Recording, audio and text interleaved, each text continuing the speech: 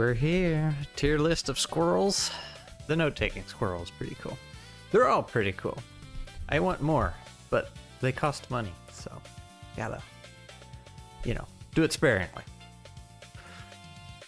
Oh, so technically, we are live in 3 places today. I set up Kick earlier, and it seems to be working, as far as I can tell. So if we get some weirdos today, yeah, it's live. All right. Looks good over there, too. Just from the sketch phase. That's one where he's just sitting in his bushy tail. You can take off. I keep trying to make friends with mine in the backyard, but they don't want anything to do with me. I did have one though yesterday. He was a brave little squirrel.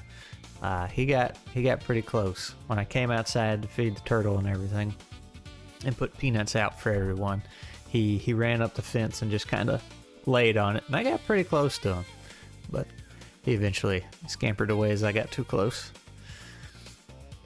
Being an artist, commissioned a new background. I can't find an honest one online for your big backdrop, and a new avatar, but money. Yeah, well, I mean, hey, the guy who made my squirrels, I'm sure he'll be more than happy to draw you some characters and whatnot. I don't know if he could do a big background for you. I don't know. I'm trying to think of the stuff he's done. I know it had a lot of fancy stuff with it, but I think he just did the characters. I guess we could go look. Let's see. Big Manny.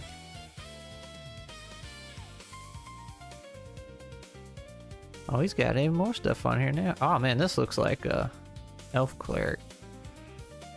I got some Fantasy Star Online vibes from that one.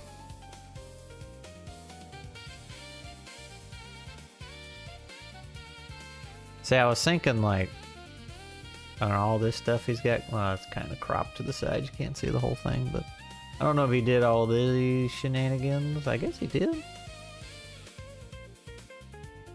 He good at what he do. Hi before bed. Dang it, Blaze, you and your proper sleep schedule finally. I don't even get to hang out no more. So just let me play while you're sleeping so I can steal the view. Honesty online trying to get gold. Saltwater, I see. Yeah. I mean, there's... Hey, what was it, 100 portfolios I went through? When I put out my I need a squirrel thing.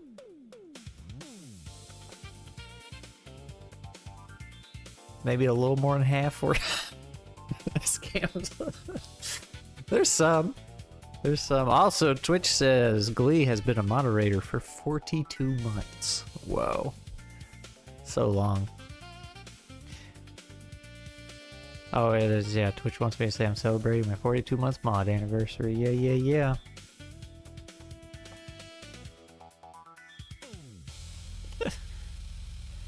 It would be a bookshelf essentially, and I do agree that artists could make an impish will-o-wisp with some whimsy and less horror creepy vibes. I mean, he made the squirrel. The squirrel's not creepy. He's fun and fluffy. And we've only banned 30 bots. Really? Can you tell? It's ridiculous. I got a question for y'all. So, I was in one of Dave's streams recently, just watching Grimwood Games. And I've noticed in a couple of his streams, he uses Evu Mux, or Mux, I don't know, he said EVMUX is what it's called. And that's how he does all his stuff, like all the different camera views and everything, or different cameras from different people, and he can just quickly do it all in there instead of having everything go through OBS. But it also has a built-in chat thing, like I have on the thing right here. But I've noticed, like, when I send a message in his chat, it feels like it goes to YouTube, and then there's a delay getting it from YouTube to EVMux, and then, you know, of course, he has to see it. So, like, I'll say a message, and it's a wow. I'm sorry. A delay from YouTube to EVMux, and then a delay from EVMux back to YouTube. So when I send a message, there's a long delay before I see it actually come up on the stream. So when you guys send a message How long does it take for you to boop, see it on the screen? Because I know when I'm sitting here getting ready, when I do a test, it's instant, like, but I'm not watching a stream delay, so. I was curious if EV Mux had an additional delay to it, so. Will you be stacking clankers 5 feet high? The bot killer. That's what we need, kind of like the Doom picture, you know, on the pile of corpses, and he's like, doing this in 7 seconds. Well, that's not bad. Not terrible. But it's the octopus, and like each arm is fighting off another robot. Just it used to be 30 seconds to a minute. Last couple of streams, it's the 10-second-ish range. Okay. Interesting. 30 seconds is a long time.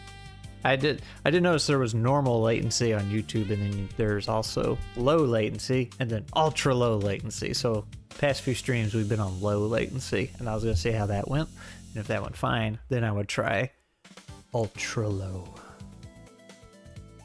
and we'll see what it's like.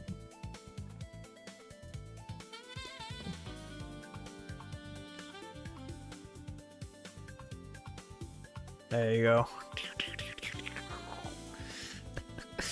Just a block that says chat. Alright, let me get in my Discord on the right channel in case somebody needs to share something. What are we doing today, boss? I don't know. I was gonna ask you what y'all are what's something y'all are thankful for this week and how the projects are going. Have you made any progress? Well, there's that Tennessee guy. Those guys from Tennessee are the worst, I tell you. I also did have a thunk right before going live today. You know how last week I was like, hey, you know that channel in Discord where I'm supposed to make creative prompts and then never do? Like, I constantly forget. Like last Monday I was supposed to make one. Or not this past Monday, but the one before that. I was supposed to make another one and didn't. It's not getting a lot of traction. I wonder if those should just be a stream. I'll go give myself a creative prompt and we'll try and make it on the stream. Probably wouldn't take very long, but it could be fun to do a couple. This guy again, it's me, Mr. Mustache. I also thought about, and since we have some people here, trying to get some stream plus merge with question of the day. Oh, merge with the question of the day. That's right, we had talked about that, Glee. Yeah, so we should do that. So I just need to can that channel, I guess. So, a ping would be good. I'll tell you what, maybe I'll tell you what we can do. We'll do the streams like we were just talking about, and then whatever those results are, I'll make a new thread post thingy in that channel and start it off with what we made in stream. Give it a little traction. My Maze Rats hack is done, but I gotta change the name because it's already taken. I actually, and I had to write it down on my sticky notes, I had an idea for nuts, like right before, because I was working on a video, and I just had an idea for nuts. It's not gonna change anything mechanically, it's just the character making part. I think it's gonna help it out. Wasn't trying to change nuts or anything. It's supposed to be done. Firefly server does daily creative streams and after make a thread for folks. Yeah! Something like that. Not daily though. I can't do that. Rain and nights haven't advanced all that much. So maybe we'll combine everything with this, but ping, streams, posting what we did, and then throwing some in question of the day. So. But anyway, I was gonna ask like what games I should get on the calendar, because I know if I don't put anything on there, I'm not gonna end up playing anything. Daily because it's corporate. That's right. They got the manpower. So when I say get some games on the stream, or games on the calendar, I'm not talking about streams. These will be just things we play behind the scenes for fun. Like me and GM Ben, we're going to be playing Outgunned. We got that on the calendar. How was your meeting with the editor? Ooh. Why rename? What are we renaming? Nuts? I didn't rename Nuts. It's for the character thing. What are you talking about, Glee? Meeting, let's see. When did I last have a meeting with the editor? I thought we had already updated on that. Oh, I see what you're saying, Glee. Alright, I'm with it. I'm with it. I got lost. Let's see. Let's look at my calendar. When did I last meet with her? Twice dead, so...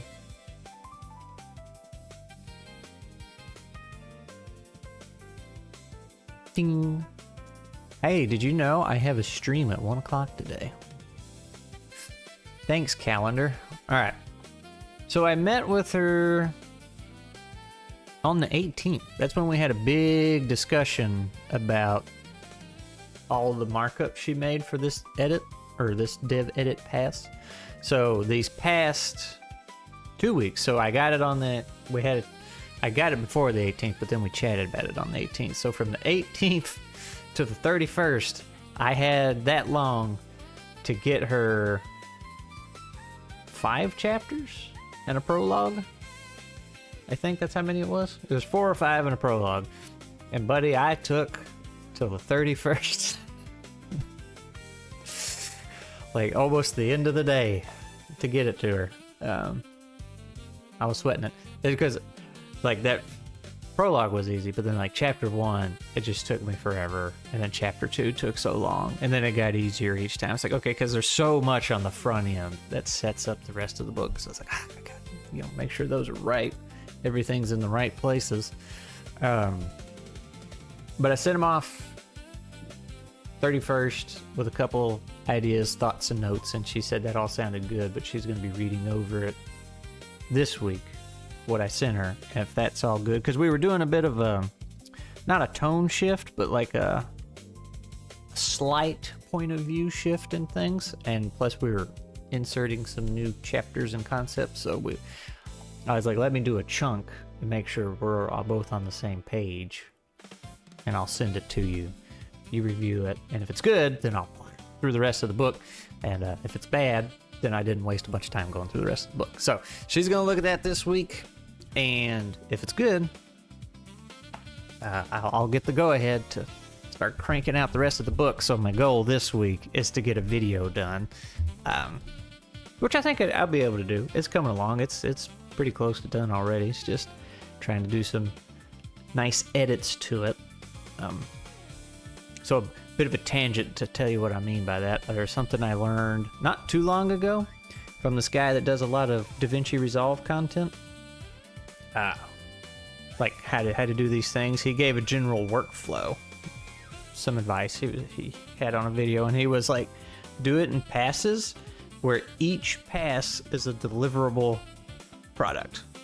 You know, and his reasoning was like, in case your client changes their mind and needs it sooner than you thought it was supposed to be done, like you'll always have something to give them. So like my first pass is just audio, so technically you could fire up that YouTube video and listen to it. Like it might just be audio, but it is a full complete thing. Then I go back and start putting all the text on images on the screen, and then my funny inserts that I want to do. And then like the squirrel bouncing around is the last thing I'll do. And that has helped immensely. It's just, and normally I try to do it all in one go. So it's a lot smoother, and the squirrel ends up more animated for sure. So you could probably go back and watch some old videos and realize where there was a drastic shift in how much he moved around. So that's what I'm doing now. Like I've already done a few passes on it. But I'm trying to figure out, since I got more people in this one after my part, it's a little different. Matter of fact, let me show you real quick. Let me pull it up here.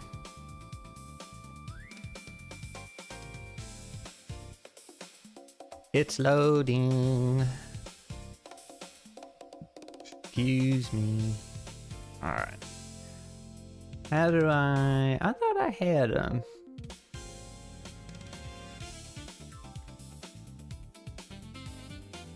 I actually thought I had it on here at one point. Let's try this.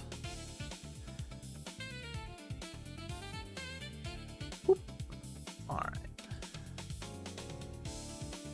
So let me give you an idea here.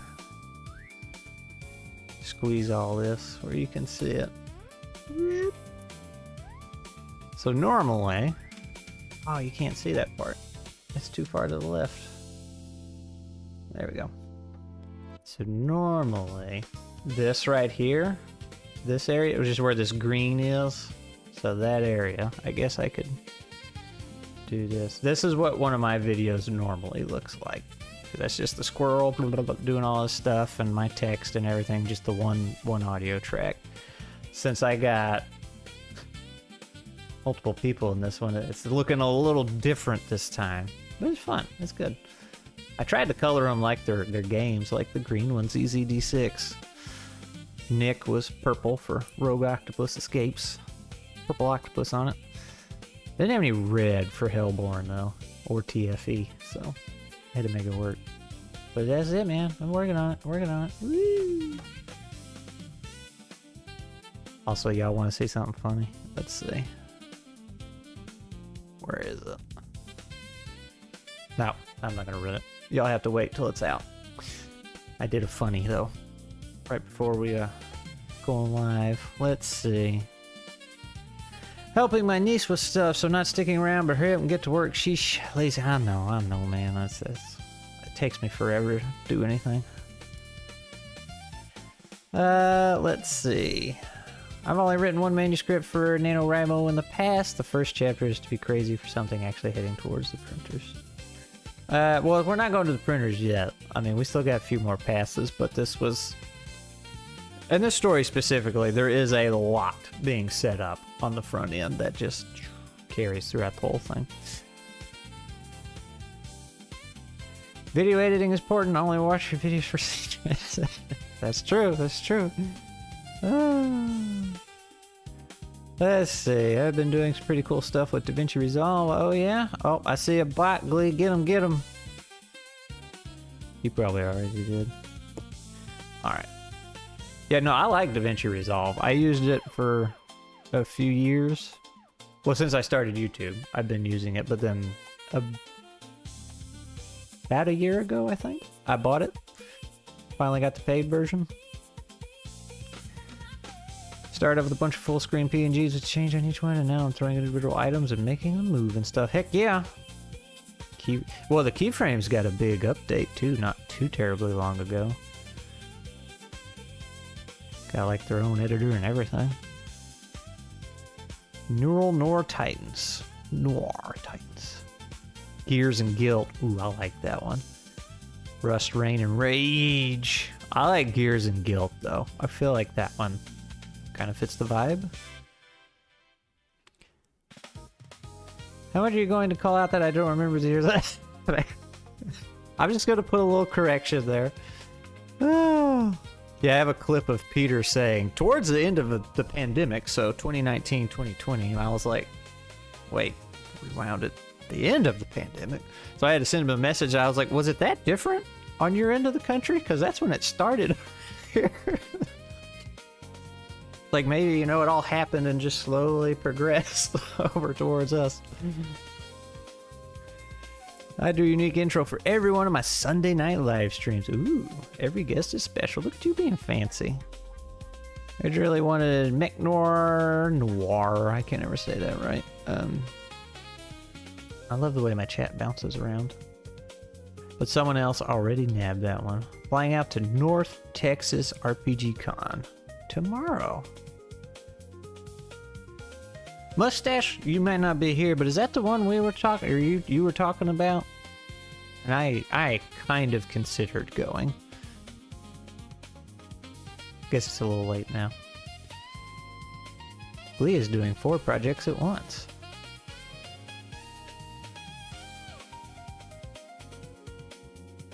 What does a paid version get you? I've been contemplating getting it. For Resolve, a lot of fusion stuff. It technically is nothing I need, but I was like, I've been using their software for so long, and like, I really appreciate them not doing a subscription thing, so I was like, let me pay it. Plus, I wanted to fiddle around with the Fusion stuff. But one thing that I did benefit from was there's some what's the word I'm looking, captioning and auto, like it can look at your audio track transcript. That's what it had, some transcripting tools in there, so you could like hit your audio track and say make me a transcript, and then build this whole caption track for you too, where you could adjust things and stuff, and that's pretty darn nice. Because before I was, you know, I read from a script, but of course I deviate from the script. But I would, whenever I posted a video, I would go listen to the video and follow word by word by word and fix the script to make it match, so I could just paste that into YouTube so the subtitles would be there. So that kind of sped that up.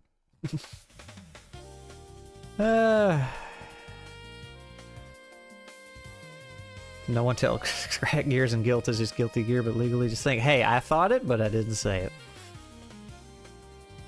My excuse is that I was a reclusive remote employee before the pandemic, so my life didn't actually change that much. Yeah. I know the feeling. North Texas is a huge OSR-focused con, and by huge, I mean like 600. I mean, hey, big enough. They don't want it to get bigger. They do, yeah, I was wondering about that, because I went to that EcclesiaCon recently, and, you know, I went to, like, the biggest con for my first one, which was Gen Con. Then I went to the smallest con, which was EcclesiaCon, and of course it was a night and day difference, but I was like, okay, I could still understand and see what you mean. It's like, yeah, this is such a different experience. Most people know each other. It's just real tight-knit, and then as it gets bigger, you lose that. And, like, you know, I've grown a couple communities at this point, and that's always what happens, right? You have this tight-knit community at first, and like everybody knows everybody, and then you hit this point where you lose that connection. Like, it still could be a good community doing nice things, but like you do lose that, and you start having little groups within groups. Heidi Gygax is gonna be out there, so I'll get to meet her in person instead of just talking to her on my show. Hey-o! Bunch of other YouTubers in the OSR sphere are going to be out there. Peter prefers smaller conventions. SmokyCon. That in the Smoky Mountains. DM Tales just dropped a video today about small cons, did he? There were hundreds at BiddyCon. Definitely looking forward to growth there next year. It's currently leaning towards board games for now. Goodman Games was there, though. Was he now? The limit for the human mind when it comes to connections is between 150 and 250. I think about 10 for me. In the foothills? Yeah. Yeah. So, but DaVinci Resolve is nice. It's like, what? 600 for the full thing? So I understand $600 is a lot of money, but for a piece of software that potent and powerful, that is not a lot of money. So, and plus you keep getting your updates. There's no service fee, maintenance fee, nothing like that.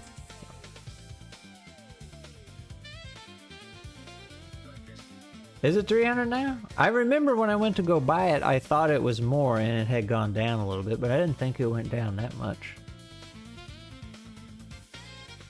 I thought I was thinking 600 and it went to 500 or something. Local convention 3 times a year is about 1,500 to 2,000, which is a nice middle ground. Not too small or too big. Yes, Glee has all the subscription fees, which she does not actually have to pay for. Adobe pays for them for her.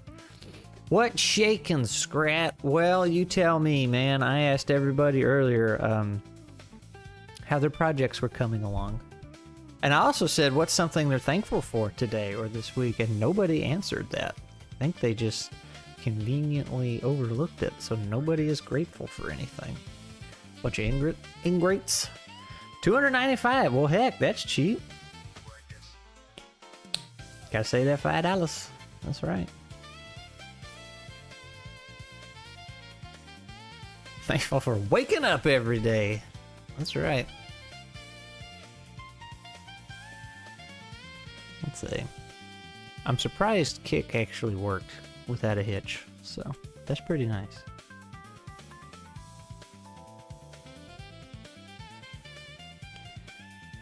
Blackmagic has hardware you can buy too, though. Well, yeah, that's actually their main thing, from my understanding, is equipment.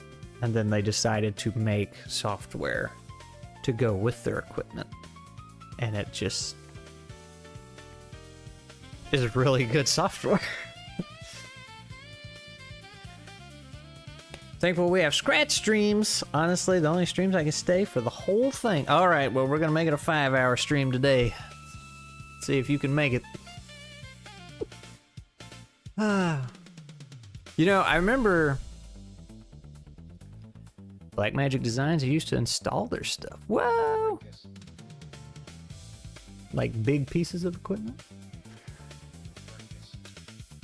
But anyway, I was going to say, I remember a stream a long while back. Somebody had asked about streaming video games, and I was like, well, not on YouTube because it'll mess up the algorithm and confuse everybody, but technically I could do it on Twitch. But then people would have to come to Twitch. So you can go to all 3 conventions near me for $180 all weekends, all 3 cons. That's not too bad. Beats the heck out of shortcut and some of the other stuff I tried. Yeah. I've used over the years, like pre-YouTube, just a bunch of different video editors, and I used to hate video editing. It's like this sucks. Like, how does anybody do this for a living? And then I got DaVinci Resolve, and I was like, this is actually quite enjoyable. So, it's nice when you have a good tool. Audio and video stuff, it was for churches and conference centers. Nice, nice. They have some very expensive equipment. Just like their little editing boards are several $100s. It's like, oh my gosh. It's ridiculous. Ridiculous. I just want the wheel that I can zoom, zoom, zoom to like go frame by frame by frame. Yes, Glee likes her Twitch. Come to the Twitch side. I always wish I could, like, it would be fun just to do some gaming some days and just hang out, but like, how many YouTubers do you know have a second channel just for that? So they don't mess up their other channel. Just hang out in the Discord and do it, I guess. Of course, Discord can't ever stream anything to save its life. Getting into it now, I keep thinking of neat things to do. So that's what when I was, well, I guess I still am. When I make my videos, you know, I do the stuff I know I can do, but every so often I'll try to do something new. Usually as a funny or a joke or something. That way if it doesn't, I can't get it to work, I can just pull it out. Nothing is lost. And then the end of the year, I get to make my dumb video, which is where I get to try all kinds of stupid editing stuff that I normally wouldn't get to do. So. Matter of fact, I think yeah, so it was less than a year ago, I guess. Coming up on a year. I paid for DaVinci Resolve, and I think just a few videos later, I got to make my dumb end of the year one, which was the surviving AI in 2025. I got to do a lot of weird things with that one.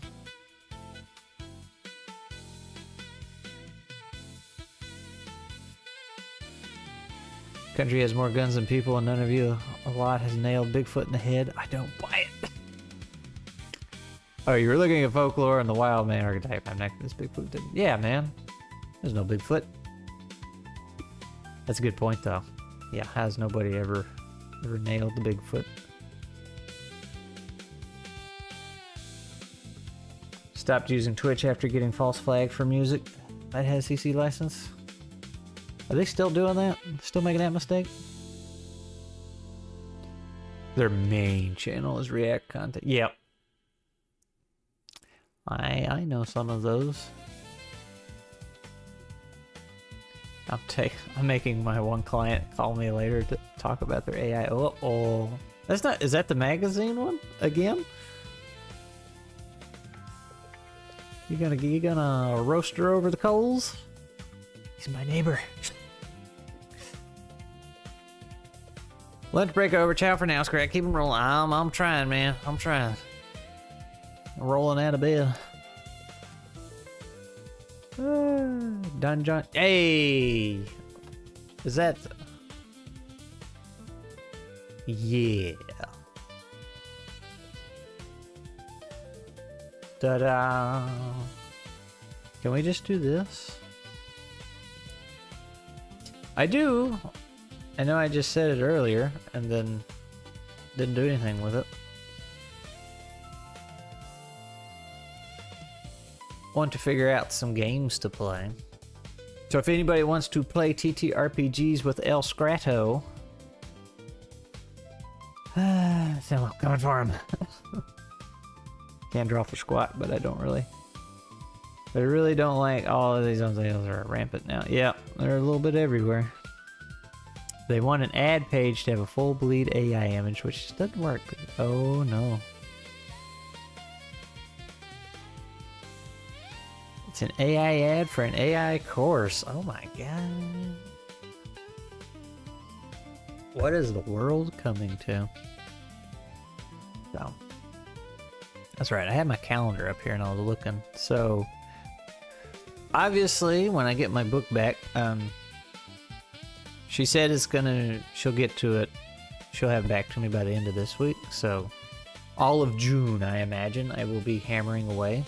But I can obviously take an evening to play something. And it's pretty open right now. Minus the 12th. Because that's when I'm playing outgunned.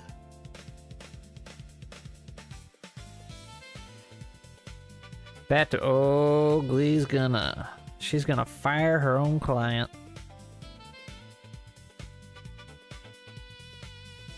I'm on a regular stream on Mondays. We're playing Hyperborea now. Ooh.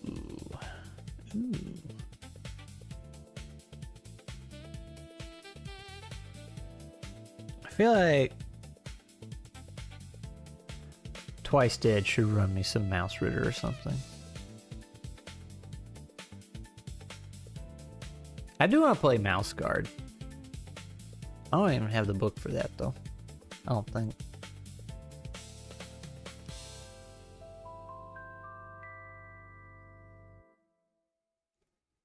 Cyros isn't here, but he is desperately wanting to try out his game. So I need to get that on the list. That one's gonna be a little harder because I think it's got a pretty steep learning curve. So, and that's also a play test. I'm just looking to play things where we just show up and play. Take a break, in other words.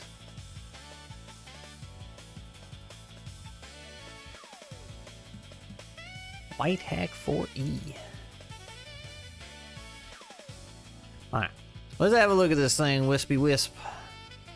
Dun.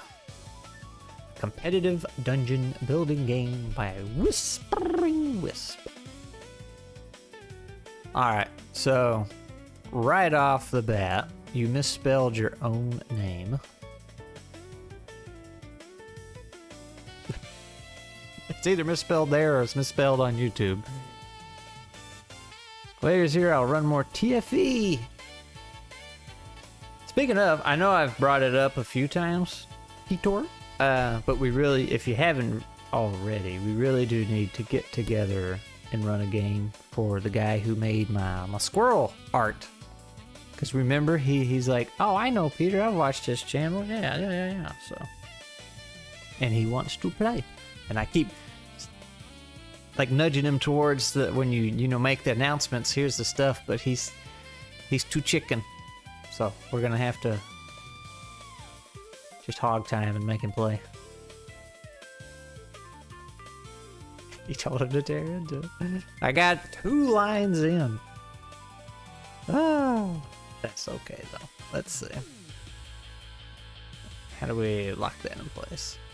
2 to 4 players requires 1 pack of cards and up to 10 dice. I'm assuming like a poker deck of cards. 10 dice. That's a lot of dice. The goal is to build the most successful donjon and be the first to reach and defeat the final boss, aces. Points are scored through strategic card placement and later through dice rolls. The player with the best point total or dice roll at the ends wins. I'm only doing those community games for now, but we can run a separate one that's a bit more private so we can be more comfortable. I don't know what he's so worried about, but I can't hold it against him. I remember when we first started talking, he was like, there's other games he wants to play, but his friend group's like 5e, D&D, so. You know how it is. It's hard getting them to play something else.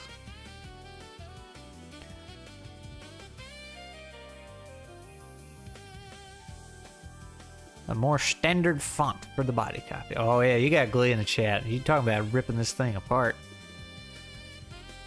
She expects all of us to be graphic designers and know all the tricks of the trade. Wisp, did you even know there was a thing as called display font? She's gonna whip you with all 8 tentacles. Encouraging and help. Oh. See there? See how dumb and confused we are, Glee? Those ttrpg people don't know nothing. Prepare the deck. Take the 4 aces from the deck. I think I put those cards up. Oh well. Let me go get a virtual deck here. Shuffle the aces and place them face down. Oh man, I'm gonna have to like use a whole table for this and everything. Each player picks 1 ace without looking at it. Shuffle the remainder of the deck, including jokers. Each player draws 5 cards from the deck to start. Poker hand with no aces. After everyone has drawn 5 cards, flip over the aces and set them next to each other in the center. The player who has the ace of spades goes first. You build dungeons by placing cards that overlap the previous. Here's a deck of cards. She said she can also talk fonts. Boy, can she. Encouraging and helpful. Now, what y'all don't know is Glee's mysterious superpower is that she has every font memorized.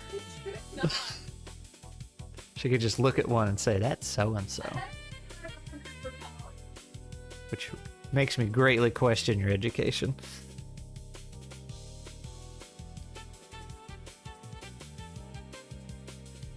I was trying to stylize similar to fancy text and a deck of cards. 1 to wag it. Just for whipping. I like that though. Then I'm hoping to expand this into a trifold. Main game on front, new game plus on back. Hey, I have made 1 trifold in my life very recently. And it's going to be official product, I guess. I don't know. I forget, Peter. Can people buy it? Or does it just come with the Kickstarter bundle and that's it? Anyway, aces. Alright, we gotta go through. There's some jokers. Ooh, ooh, ooh, ooh. There's ace of clubs. Ace of hearts. Ace of diamonds. I missed the ace of spades.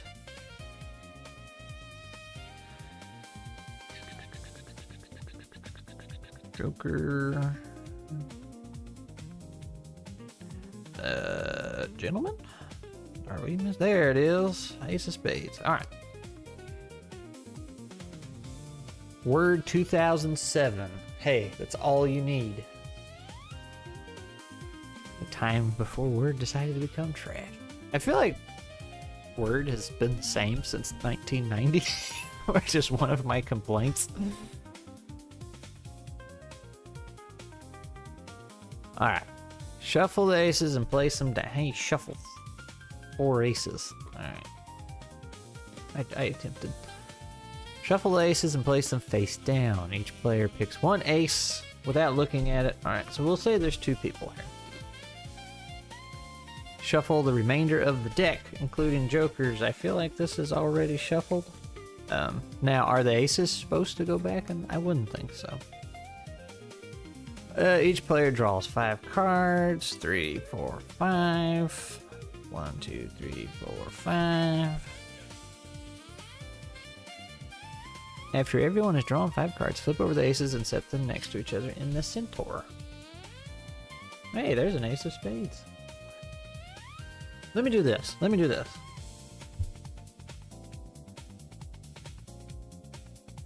I think we can make this work.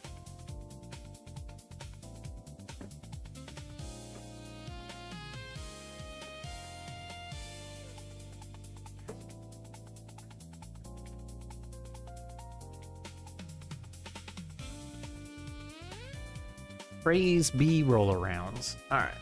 You guys aren't going to be able to see it, but I got me surface over here. Alright, so it would be nice if y'all could see it. Can we do this? Kind of thing? Physical backers get a random trifold. A random? Give everybody mine. My patrons get access to all trifolds. Oh, okay.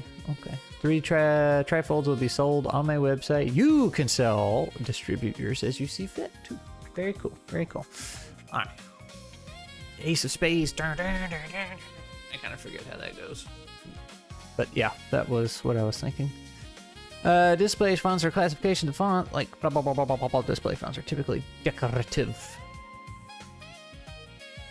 House scrapes what you do in Word. Well, yeah, I mean, everything's getting scraped. Of course, I've been hearing a lot about people supposedly backing out of the whole AI thing quietly, like the people that really been pushing it, so they're aware it's not working. Starting the game. I did that. After everyone's drawn 5 cards, flip over the aces and set them next to each other. Like so. The player who has ace spades goes first. That was my invisible friend on the other side. You build dungeons by placing cards that overlap the previous. Game flow. Turn order. Alright, let me...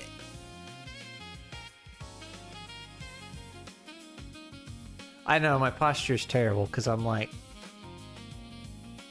trying to lean in and my screen's way over there and I'm old and like Alright, see if I do this now I'm like way back here.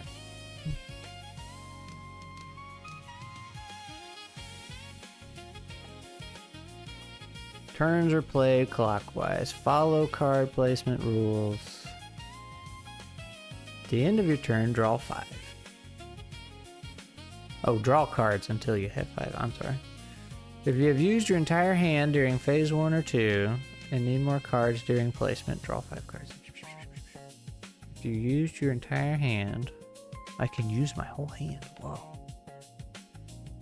Card placement rules. There are 3 phases in a turn. Phase 1. Spade phase. You may play any number of spade cards currently in your hand.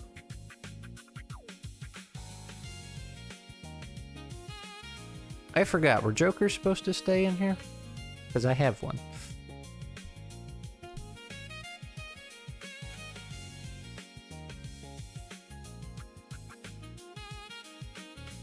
I thought I saw something about a jokers in here. I don't know, we'll figure it out as we go.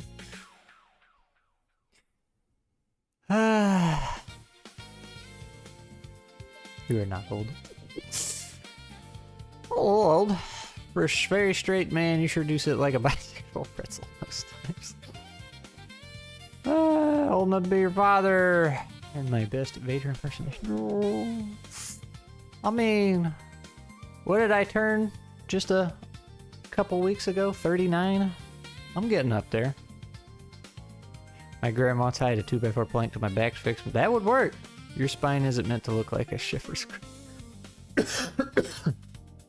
Your stepson is 29. Okay, all right. You got some years on me then. Joker stay in and addressed in that. Okay, very cool, very cool. Where was I? Card placement rules.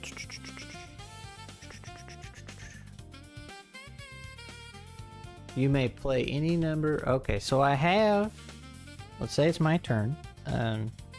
Here's my 2 spades, and that's that guy's hand. Spade adds. Play the cards your spades allow. Phase 3, normal card, any one card. Okay. If you play no spades, only your normal cards. Spade cards played in phase 1 allow you to place additional cards. Wisp, you should be in the call explaining this to me. But only up to the same number as spades played. The additional card must be equal or less than 8. Okay. Let's go over here.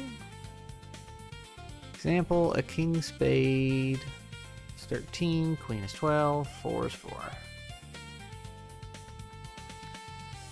No more than 29.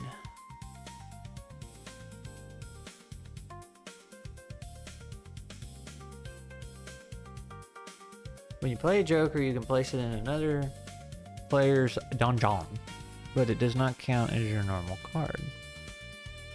The one receiving the joker in the dungeon loses their phase 3. Jokers are worth 10 points. A joker steals the next phase 3 of the donjon it is played on, preventing the player from discarding for that turn. You may discard any number of cards from your hands in place. So Wisp, I think I drastically misunderstood your game.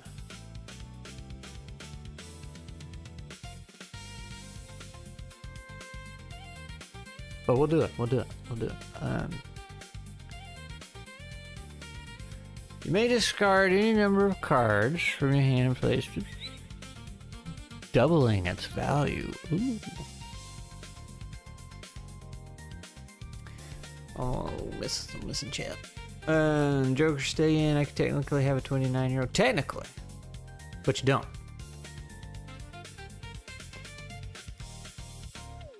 Building core strength, which is just overall great for... I can do planks. Those are good for core strength, right? Later, Peter.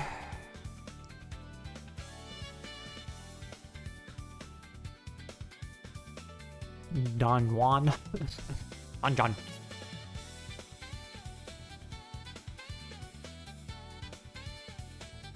You just blasted. I think he liked it. Alright.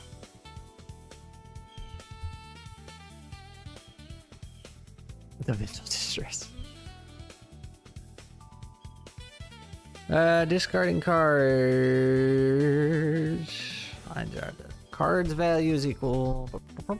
Finishing the dig. When a player runs out of cards, tally the points. New game plus.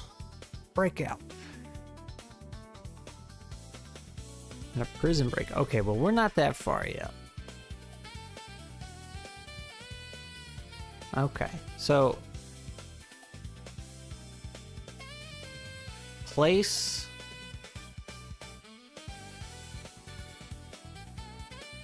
spade phase.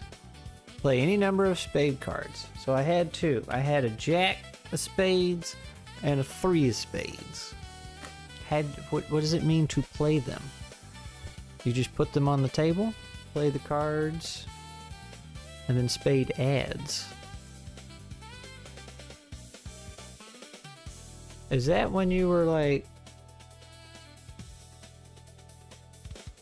Wait.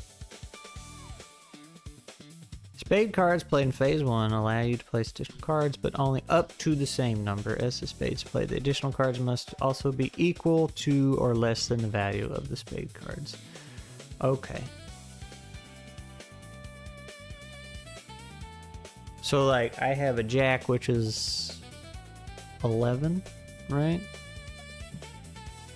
King is 13, queen, spades 12, jack would be 11. So I have 11 and 3, which is a total of 14. So I can't go over 14, right? And I have 2 more jacks and a joker. That's actually a really good hand if this was poker. Dang, that would have been a great hand if this was poker. Looky there, 4 jacks. So that means I can play this jack of hearts, right?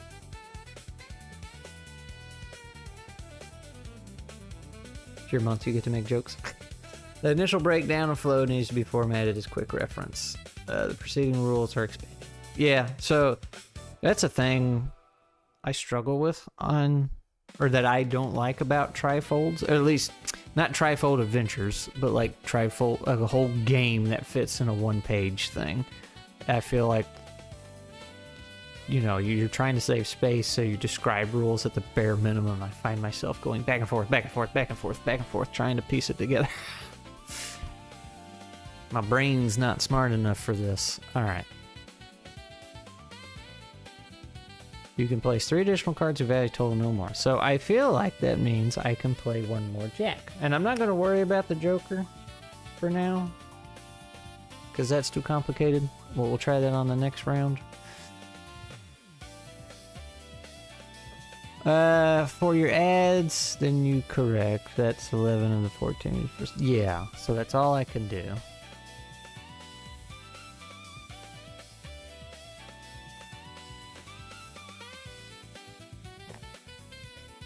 Glee sending me pictures of me being all scrunched up at my desk.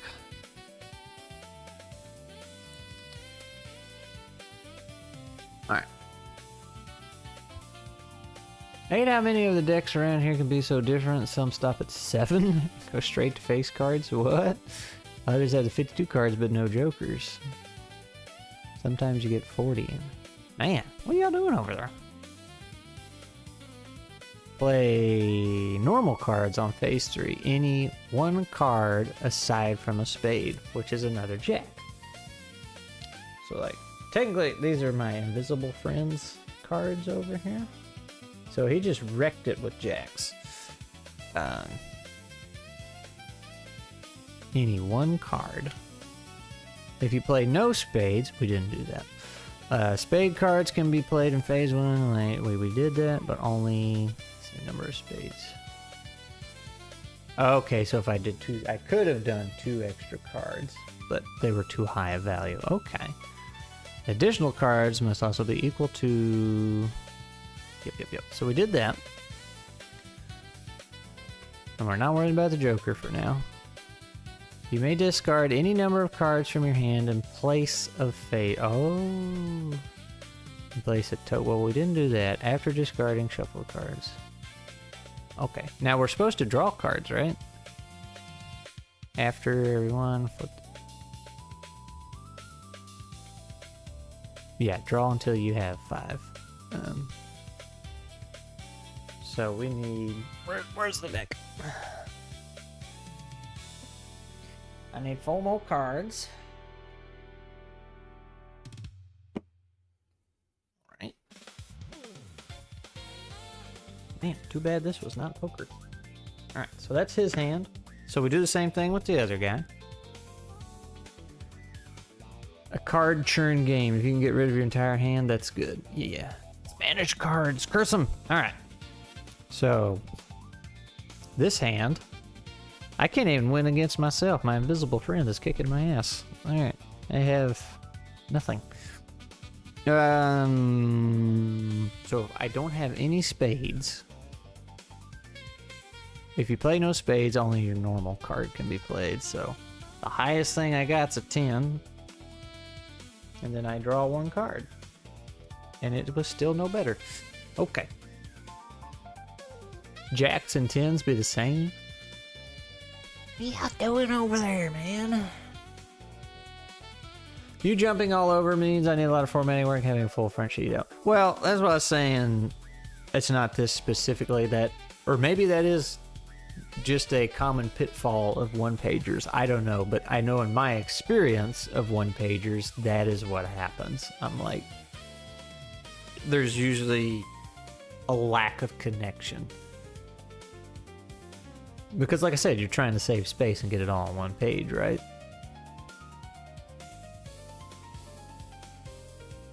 There's significantly less room for examples. But I am also just terrible at reading comprehension too, so take it with a grain of salt.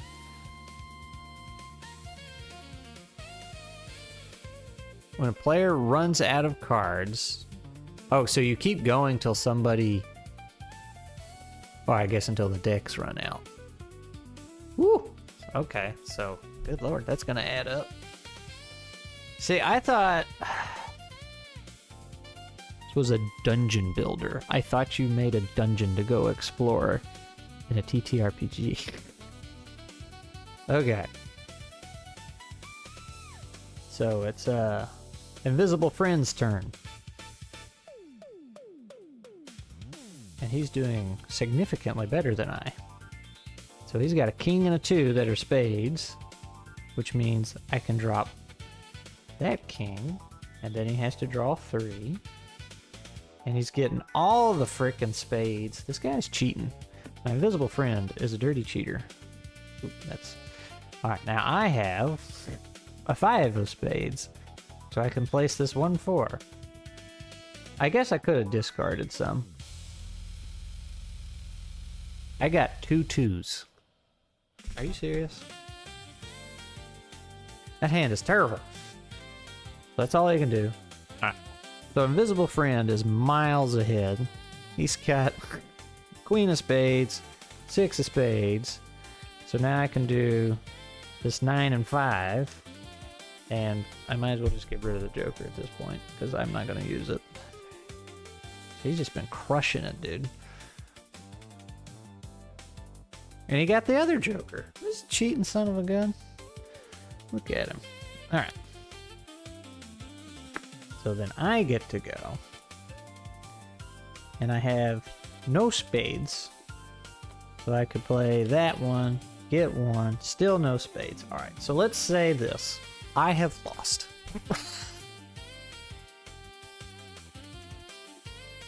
Oh, that's the second half. Okay. You are a writer. How bad can you actually be at reading comprehension? Terrible, as it turns out, Mr. Twice Dead, because I don't have to understand what I write. You just write it. It works out pretty great.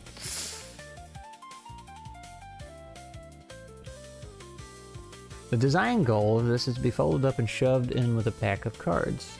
Makes sense. I wonder if you could put the instructions on cards, like this Joker, like the different steps, and just shove a few extra cards in there in your deck. Hard books 2 and beginning material is affected by end material and vice versa, but you can't explain it all. Yep. Didn't mean to dupe you for the record. Perhaps I misrepresented the second half when you run the dungeon is where you find the ttrpg. Okay. Reading miscomprehension, that's what I'm talking about. Finishing the dig. When the players run out of cards, like I said, we're going to pretend I ran out. Tally the points, card values, and tokens. Tokens. I don't want to have to add all this together. That's a lot. Like, my invisible friend here won by a very wide margin. Meanwhile, I have 15, 20, 25, like 23 points. Or 28, I'm sorry. Like 28 points on my side, and I think he has almost twice that in one deal. I got cat hair in my mouth. New game plus. Breakout. After determining a winner, take the winning dungeon and run it in a prison breakout. Okay, so that would definitely be this one. I think I'm seeing the vision. This is what I was worried about happening.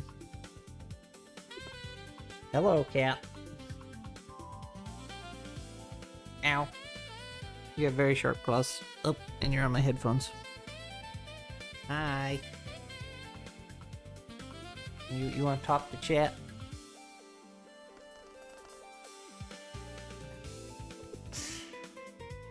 I did take his spot. I did. Oh, you're on my wire, Crash. You're taking it with you. Okay, well, let me get my cards before you lay down. Okay, so here's our dungeon.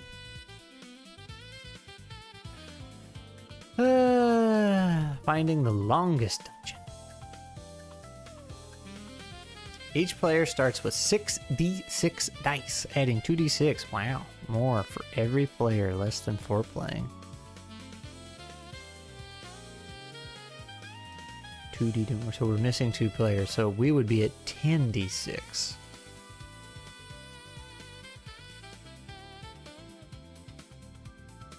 We're at 10d6. Play continues clockwise. Okay, here. Yeah, this is what I was thinking about. Wisp. These are traps that get in the way. These are treasures. Okay. These are used to represent the walls of the dungeon. That's why you get so many spades. And you came up with this all on your own? Look at this guy. Represents beasts that adds challenges during breakout. Okay, so we have only 2 beasts.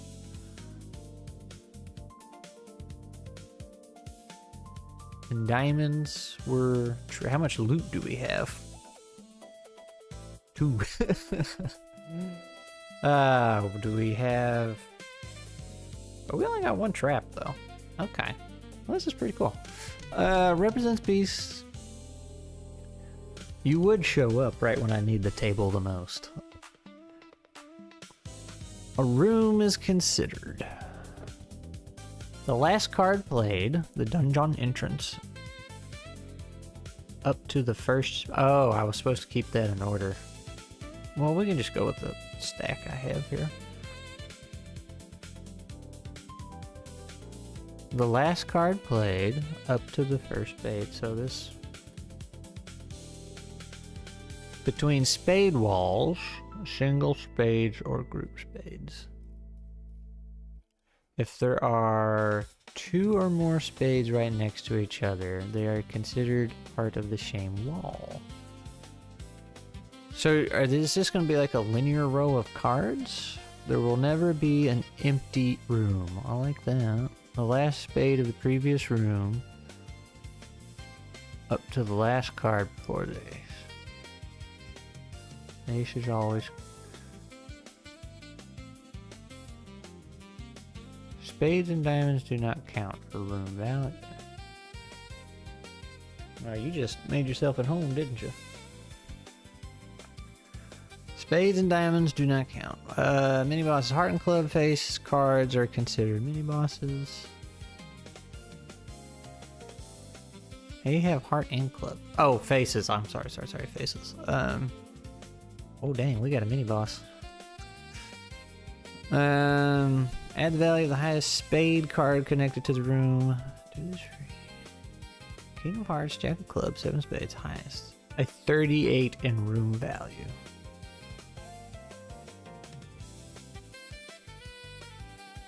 The dice are your health and stat. Everything else is role play. It's about the most simple system I can make and call it a ttrpg. Do I need another roll round?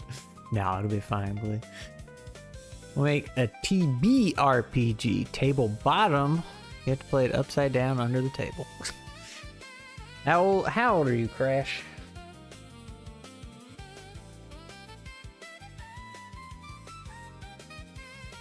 I think he turned 3 this year, in April.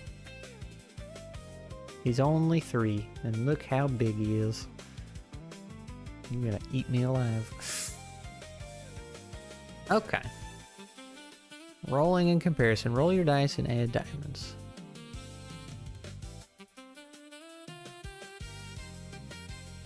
That's actually really cool, Wisp.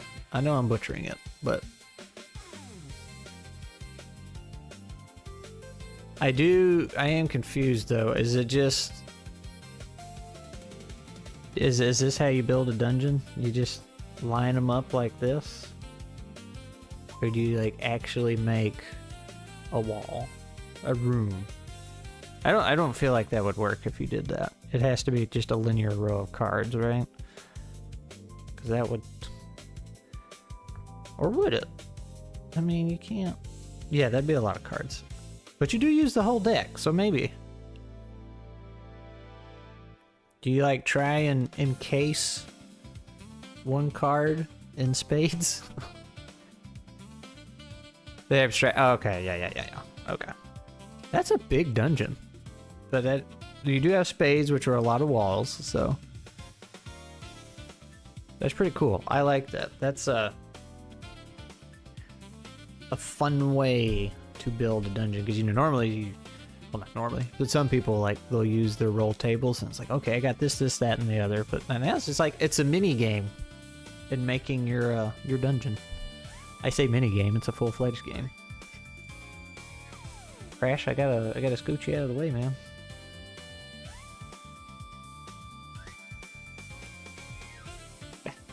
Three. It's a grown-ass man. I don't know what the vet said. They stopped growing after about 3.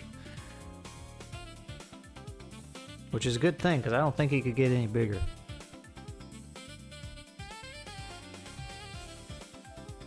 Keep purring. Alright. Crash, we're gonna gently scoot you.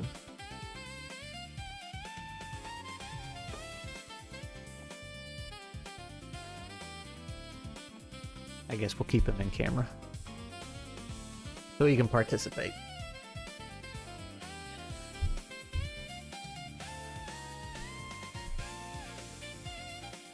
I'll expand on it with the other side of the page. That's true. If it's a one page, you can use the back of it. I need rules for arrangement. That would make things more interesting. I feel like...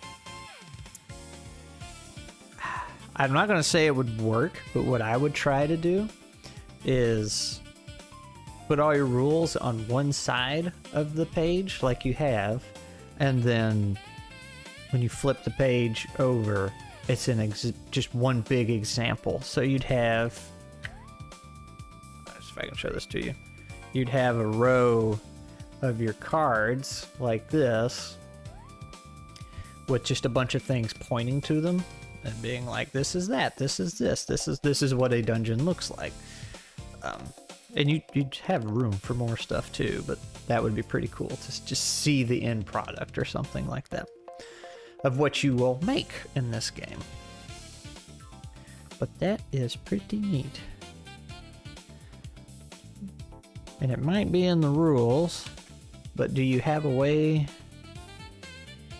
What if you want a smaller dungeon? I guess you could take the smallest of the group, the smallest hand, and make the dungeon in. Let's say, what if you didn't want to make a huge dungeon? Because I'm thinking, like, you build the dungeon here and then actually go run it. And you still do... You can do your little mini game too, but then take that concept of your dungeon and make like a full-on map and everything too. See figure 1 on reverse? Yeah, or not even, you don't even have to point to it. It's just when they flip it over, it's like, oh, here's just what it looks like. It's also partly made to trick people into playing a TTRPG. Yeah, that's how we get people into the hobby, right? We trick them. Oh, there's Twice Dead posting some. Tens and jacks are the same. That's so wild. They're pretty cool looking though. Yep. Look at there. Tavern game challenge. I think the only problem would be, man, that having, if you're trying to get people to play TTRPGs or something, like if you went to their house or something, that's a poker deck's pretty common, but that's a lot of dice to be having. Granted, it's D6s, so if they have other board games, odds are, you know, they got some, but it's pretty neat. I like it.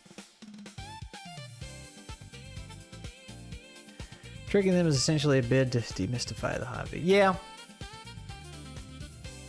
And see, my big argument against 5e. Yeah, we're going there. It's like, it's just so much all at once, and people see that and they're like, no. But if you give them something simple, and they're like, oh, that's all there is to it. It's just making stuff up. Oh, okay, yeah, I can do that. Mutant do math. Oh boy. So that's why I like the no math games just because they typically go faster and smoother. I got the reading comprehension crack, got the math. It's true. It's true. I can do the math. Yeah, just the math's like, it'll slow stuff down in the game, and it's just too much. And like, when you show somebody character creation and something with a bunch of steps, and they're just like, that's too much. But if you can just get them rolling real quick, they'll be hooked. So, and I think there's been a big rise in that since I've gotten into the TTRPG world. Like, people have realized, oh, hey, having all of these rules really slows down the game, and they're not necessary because we end up ignoring most of them anyway. We just want to roll dice, tell jokes, and have fun. So there's been I feel like there's been a big push of people just saying, nope, here's two-step character creation, get rolling dice kind of thing. Just make it up. And then they give you just minimal guardrails and to make the game work, right?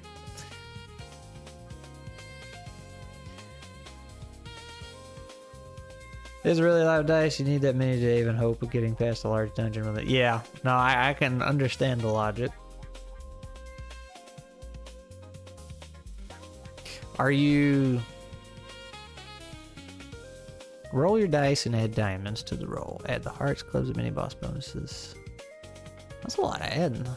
If your total is equal or higher than the room value, your total is lower, use a diamond. Well, I'll tell you what, Wisp. You have shown that you have a webcam and can get on and play and everything, so now it's time to hop on and have a stream showing the world your dungeon. Dungeon digger. Dungeon. It's fun to say. We'll do it live.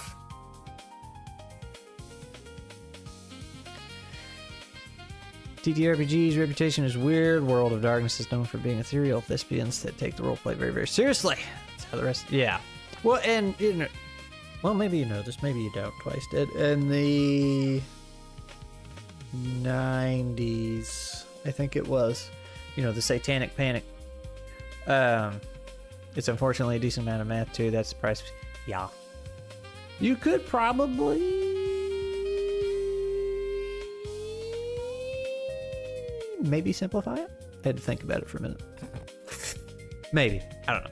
But anyway, I was going to say Twice Dead. In the 90s, I think it was in the 90s. That's when D&D got a really bad rap in the States.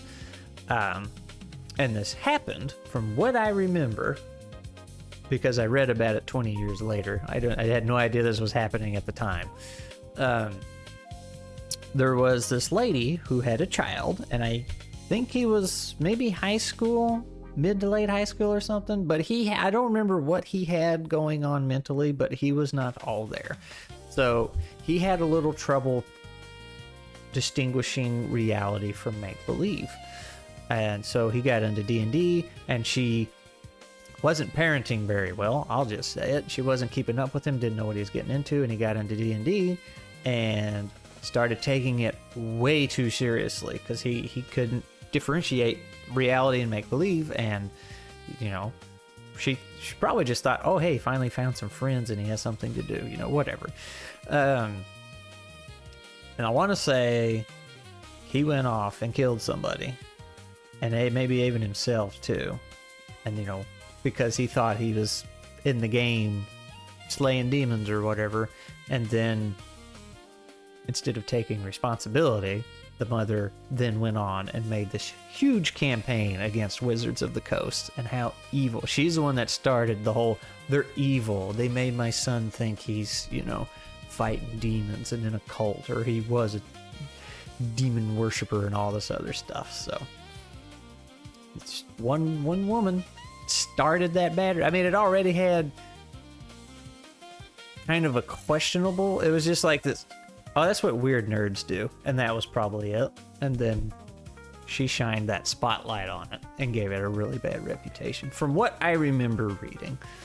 So, and that just stuck for so long because she pushed so hard. Like, when I say she campaigned against it, like, she started this group. I don't think it was any kind of nonprofit organization or something, but it was some kind of organization that just all rallied together and spread the word of how evil D&D was. Had our own satanic panic. It was during the 2000s around here. Okay. The bad mom tactic of it isn't my fault, it's the mother, it's those dang games. People should watch Mazes and Monsters 1982. It's a Tom Hanks movie about the fictional version of the guy losing... Yeah! Yeah. Bothered around Dungeons and Dragons was against TSR. Was that the group she made? Or was that over there on your end?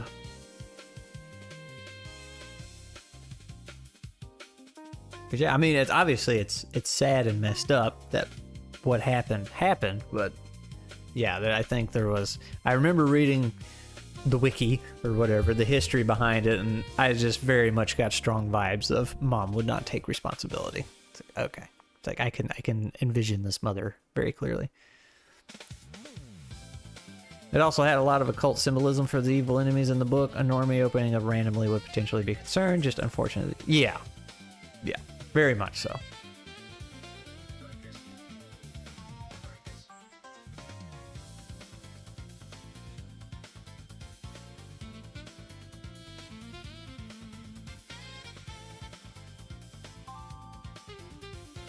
Oh, bothered about. Right, I see what you're saying. Yeah. Same difference. So,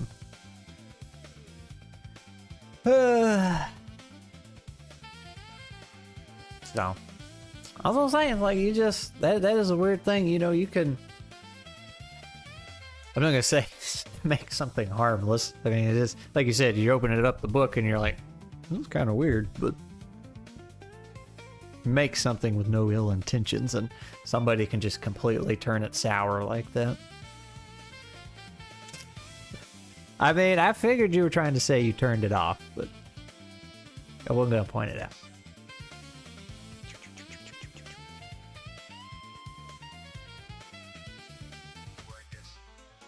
Yeah.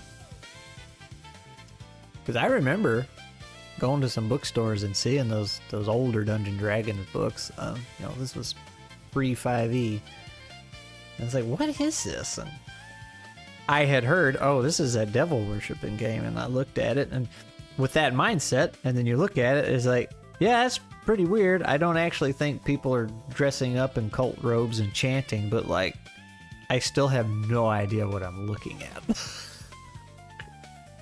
No idea what a ttrpg was. Side folio probably didn't help with the optics. Yeah.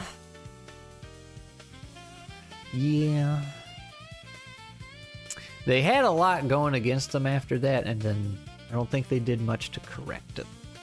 So I don't know if that's because they thought it was a losing battle, or they just thought it was absolutely ridiculous, or something else.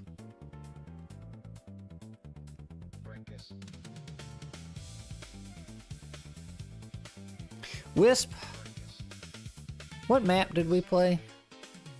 We were in the pyramid, weren't we? I need to run some more nuts, just to have fun. Let's see. Let me go look at my super secret stash of maps. I need to be running Moss and Stone, but I'm just trying to find something to do that I've already made. Maybe avoiding Strides endings themselves, you know? That was before the Streisand effect, but yeah, maybe that's what they were doing. I mean, obviously, that concept still existed, but I think that was before that had been named.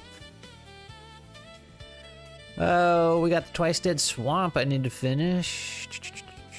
Ooh, we could do the Squirrel... We could do the Squirrel Death Squad. I think you joined the channel after I did that on Avenue Studios. You could... The OG Squirrel Death Squad game.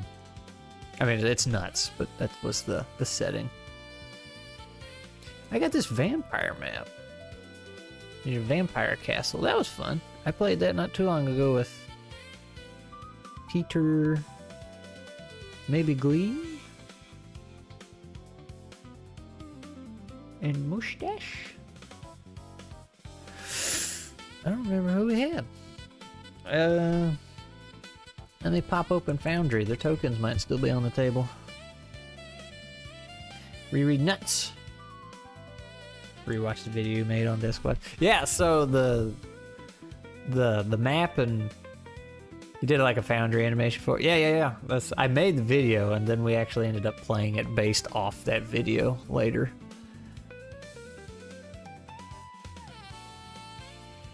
Gagax was known to just flip off against Creeks the Infamous. Hell yeah, I'll say. Even after a feminist group told him not to exclude women. Old Gagax.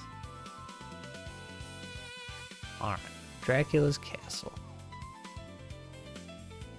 I see Peter's token. That's definitely Glee's token. Did Zaxania play with us? I think that's her token.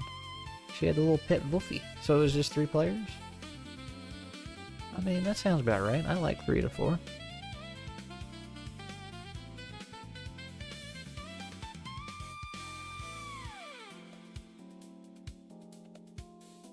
Could do that. Y'all could be vampires.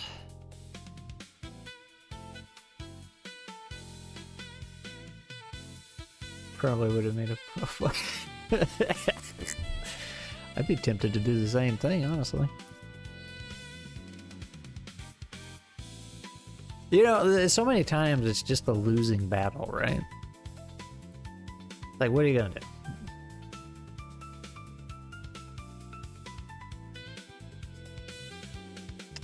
I have the Tales from Elsewhere swamp map I made. It doesn't have to be TFE, though.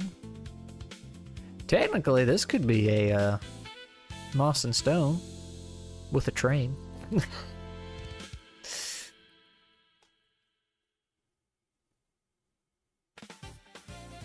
Maybe I really want to run the Manor Nuts. That would make it easy on you. I mean, hey, it's whatever you want to do. I'm there. Nuts is pretty flexible and can squeeze into other things real easy. Just like a squirrel.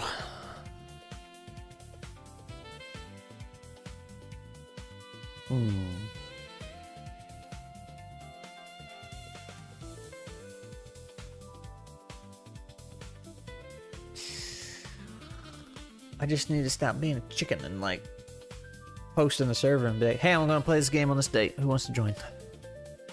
But I'm also trying to avoid having to run stuff because the idea is to take a break from work and all the writing I'm gonna have to be doing. So somebody else needs to run something. A heist! Yeah, man. Nuts can do it. Manor is such a funny word. It sounds so English. Manor. In the manor. Free to use the manor if you want. Posted on Acorn Share. You did you?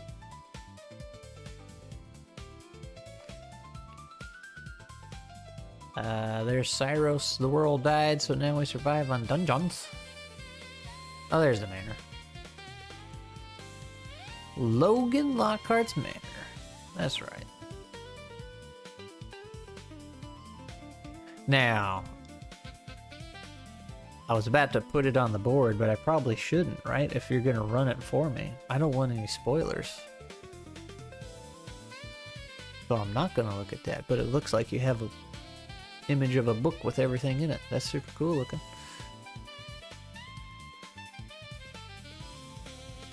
Alright, no spoilers. No spoilers. If you're gonna run it.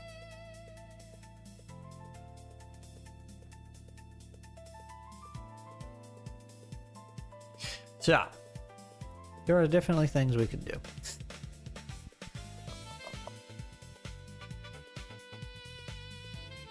I wonder if the editor's going to give me 5 weeks to do the rest of it, or if she's going to like shave off a week since we already did some of it.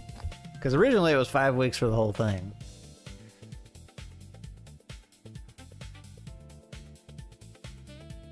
So, you know, can it still be 5 weeks for the whole thing minus 5 chapters? I need the time. I'm slow. I write slow.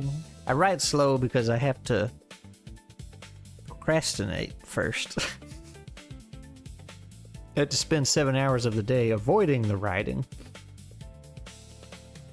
It's under a half expectation that the players would be given a rundown. There's a lot of details. Oh. Hey, is this like... Okay, so when you say manor in a heist... Let me have a look. I recognize that font. But I couldn't tell you from where. But I know exactly what it is. Is this like modern time or is it medieval fantasy for the heist? Because if it's like, I guess it doesn't have to be modern time, but if I feel like a heist, you could use outgunned. Come in and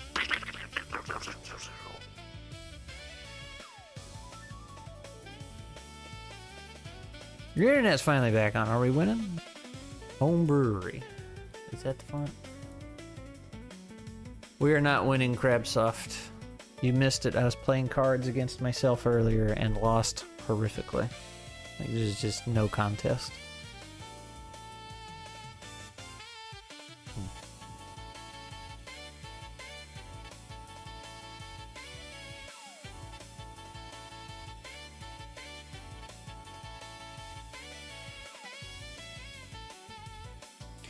This Chaos 7 Reclamation says it wants feedback, but... Oh, that's Froggo, Johnny Pancho. Okay, yeah. He doesn't have it set to Squirrel safe, though.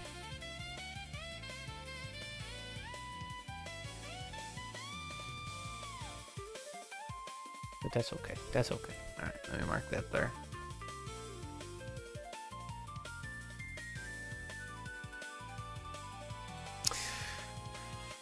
Medieval Renaissance with the aspects of... Okay, aspects of... cards against Squirrel Manatee. It was brutal. That tracks. Why are you so mean to me, Crab? I've been nothing but nice to you. Played your game twice. Playing with myself and lost out of... I think that's about all the context you need for Squirrel.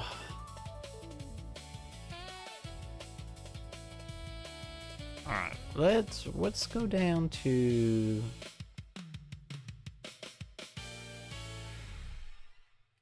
Can't find anything in my own server. Creative challenges.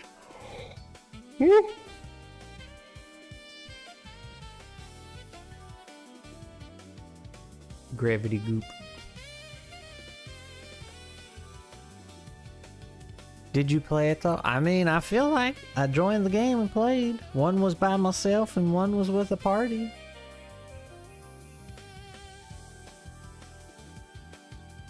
And you tried very hard to kill me when it was just me. You were like, I'm going to murderize this guy. Not really. You were trying desperately not to. Ah. How is Words of Power? Is it coming along? Is it done? If I go to DriveThruRPG and search Words of Power, will I find it? Create a location that you can literally drop on your campaign for a creative prompt.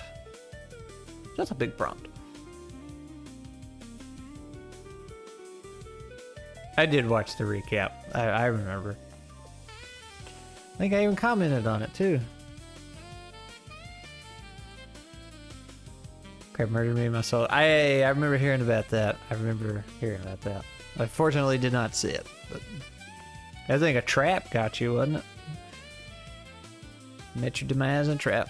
No progress these days. Haven't played it since leaving Discord.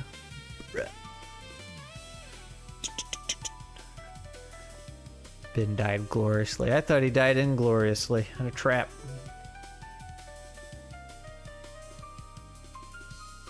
You already posted on the Gravity Goop. I felt rather proud of it. It was cool. I liked it. Had a nice acronym and everything. Snuck past the trap and got gunned down trying to run out of it. Oh, I thought the trap got him. What's up, Cyros? I thought the trap got him. Alright.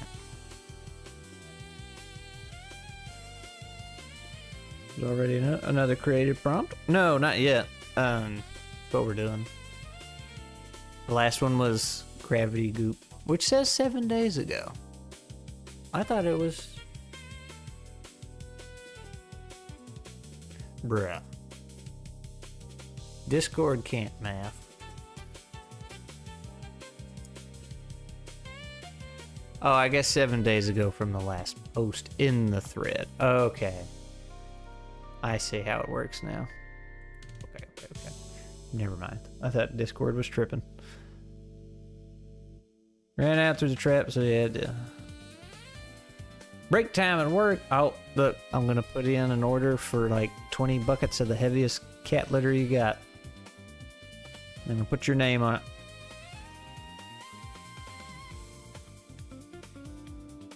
Crucify a mortal till proven elsewise anytime you want. I've already burned enough.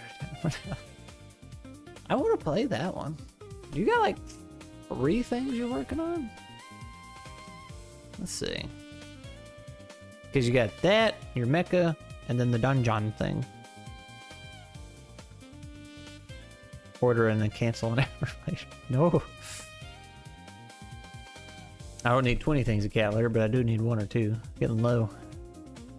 Drive to Iowa to pick it up. Ugh. Well, that's not worth it. How far is that for me?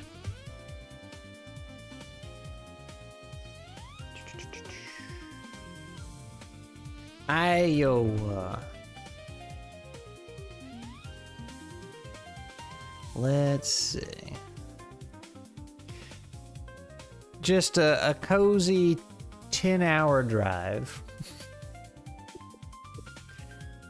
Did you know if Wardens of the Wetland had hit me? Kind of ghosted you. Well, it's because you ghosted everybody on Discord. You left. If he finished it, he hasn't posted anything on his thread in the Squirrel server yet.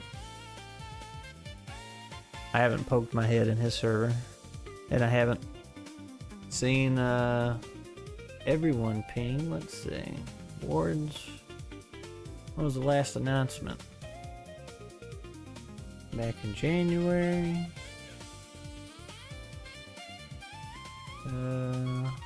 It looks like it's been quiet for a couple months. Matter of fact, there's a message from you. Yeah, so it hasn't seen much activity. I guess he's sitting on it for now.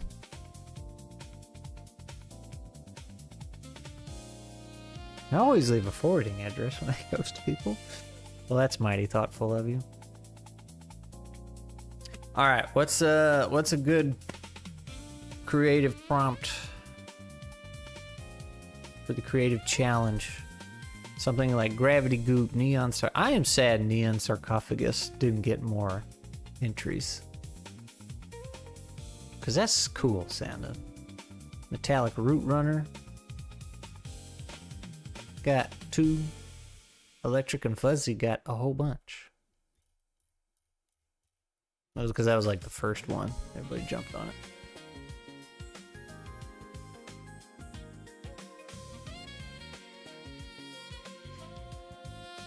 The Spark in the Dark?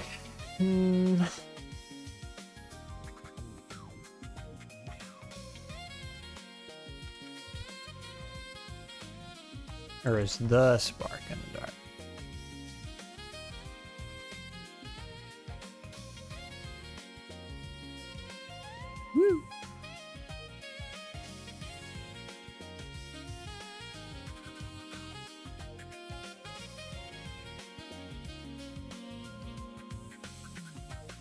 What? How do you even pronounce that? Scintillating wall? What does that mean?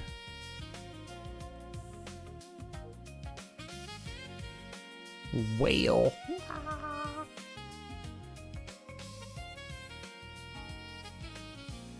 Well, at least I said it right. I still don't know what it means. Sparkly. Is that what scintillating means? Or is that the prompt? Ooh. Metaphysical parasite. Also, hello, the Frank. You would have something parasite related.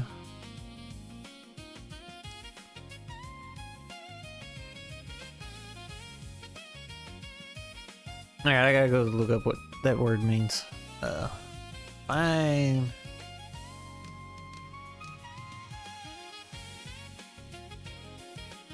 Oh, it does mean sparkly. Okay, so that wasn't the prompt. Sparkling or shining brightly. Okay. I gotcha. So, sparkly was not a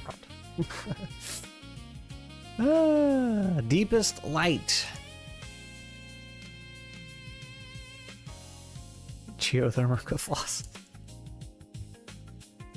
I mean, it's pretty good. Your favorite course, parasitology. You're doing cosmic hoarded. I mean, we were just looking for some prompts. So in the server, I don't know if you're over there or not. I have in the Discord server, one channel set up where you post topics or whatever, and they're just a creative prompt. Like one was gravity goop, one was neon sarcophagus, and the idea is to just submit something. Anything that encouraged you to create or inspired you to. So if you could hear the word electric and fuzzy and somehow come up with a cooking dish, you can submit that. It's whatever. It's just fun little things to make. Usually it's ttrpg related, but anything is welcome. So we're looking for a new prompt, and then we were going to work on it a little bit. Also, my music is toast. It was supposed to loop and it didn't. Well, let's try this one.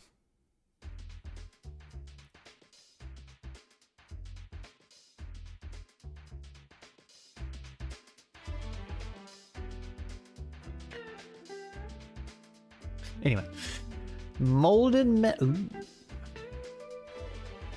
Unnatural underground. Squirrel treasures. Molded metal.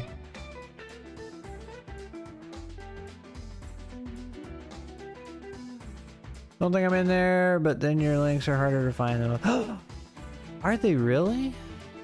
They're in the description.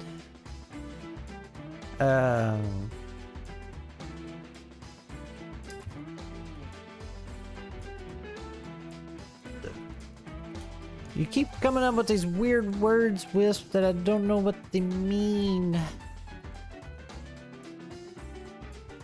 Look, this is how good a writer I am. I have no vocabulary and terrible reading comprehension. Having or showing lack of thought of intelligence. Oh, neat. Okay. So. Afraid. So no, they don't need to be alliterations. They're just having fun.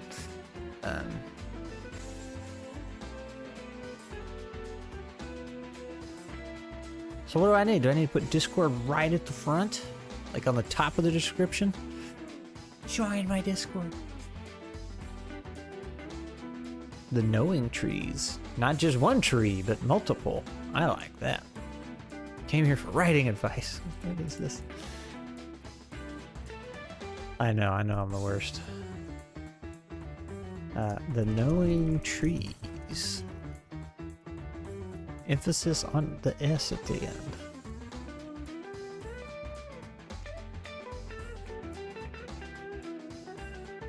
There's labeled links. Well, let me look at my description. Are we looking at the same thing? On YouTube at least? Or did that get messed up? Oh, it's right there, Discord. Don't forget to join the Squirrel community. Discussion is what we're here for. Ah. I mean, it would be nice if YouTube let me, like, you know, make the text I want and then hyperlink it to something, but you can't do that. Hadn't looked at the description on YouTube. Yeah, okay, alright. It's on you. I don't, can you even put links anywhere on Twitch? I guess you can at the bottom of your page, right? In the little panels or whatever. I'm a Twitch scrub. Came here from Twitch. Yeah, I'll say I saw you over there, but we don't have the budget for link layouts. Survivor of the Sacrifice. Ooh, man. All right. I think.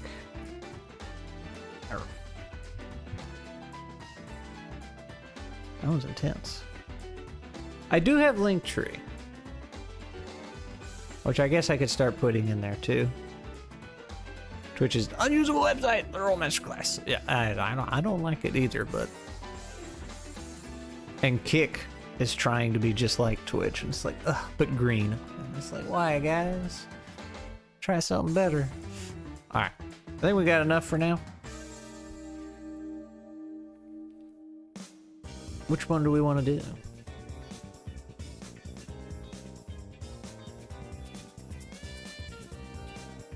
This one's pretty cool. I mean, they're all pretty cool, but this one's funny. I like molded metal. I had a stone not too long ago. Gelatinous stone, so we might pass on that. I like the idea of the whole forest being these special trees. And this one just sounds intense. We might go with Survivor of the Sacrifice. Because that's just so different from what everything else has been like objects.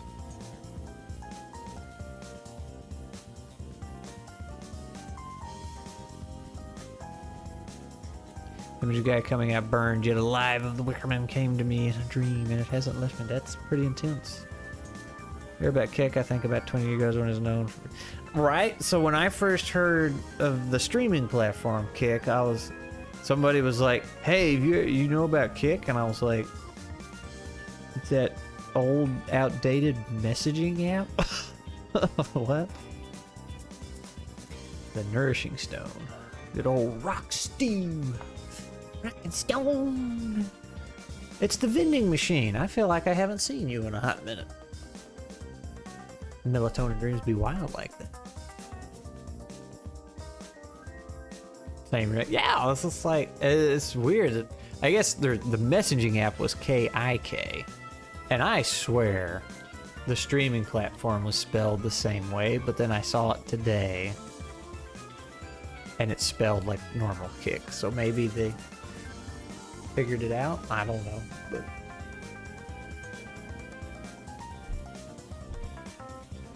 and they're both green, which is the other funny part too, because I was confused legitimately for a little while. I was like, is this what the messaging app evolved into? Because it's like the exact same color. This bright neon green. You are not alone.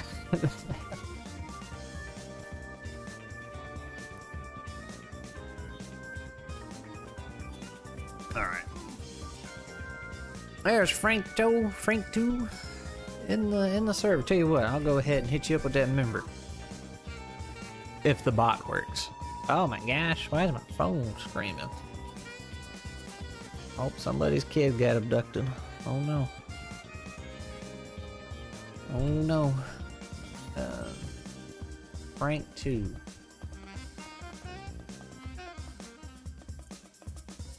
Hey, the bot worked. Spent a year doing terrible Twitch streams to 0 viewers to make Twitch lose money. That's the way to do it. That's what we're doing right now. Actually, I think they still put ads on you even if you don't have it.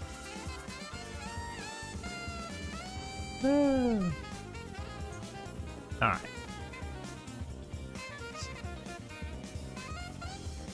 You know, I used food as an example of what, just how you could submit anything to your creative prompt. I could see people submitting some burned dishes to the survivor of the sacrifice. Just crisp pancake. Crunchwrap Caverns. Now I'm posting terrible YouTube videos to 0 viewers to bankrupt this mess. Hey, one video at a time, right? I think we're gonna go with this one. Skillin'. Zoop. Alright.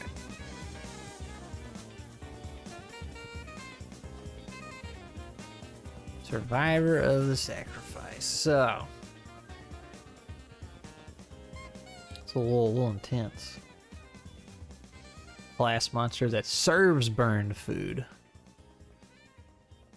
Crunchwrap Caverns is pretty catchy. It feels like a level from Kirby.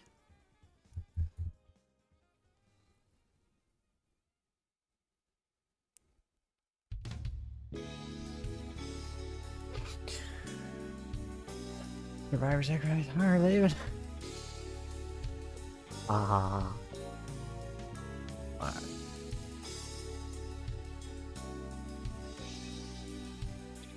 I do like the idea though, vending machine. Like this monster. It could have been a person at one point, but the monster is just like burnt to a crisp. And it was something that got sacrificed. It didn't quite do the ritual right. I post these bad jokes to make you seem funnier. Thanks, man. What a team player. Oh, my box disappeared.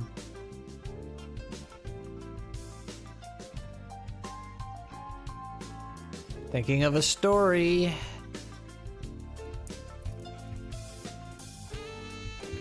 I'm just gonna jot down some notes. A monster that appears to be burnt to a crisp. Crisp. Was someone that was originally sacrificed for cult reasons.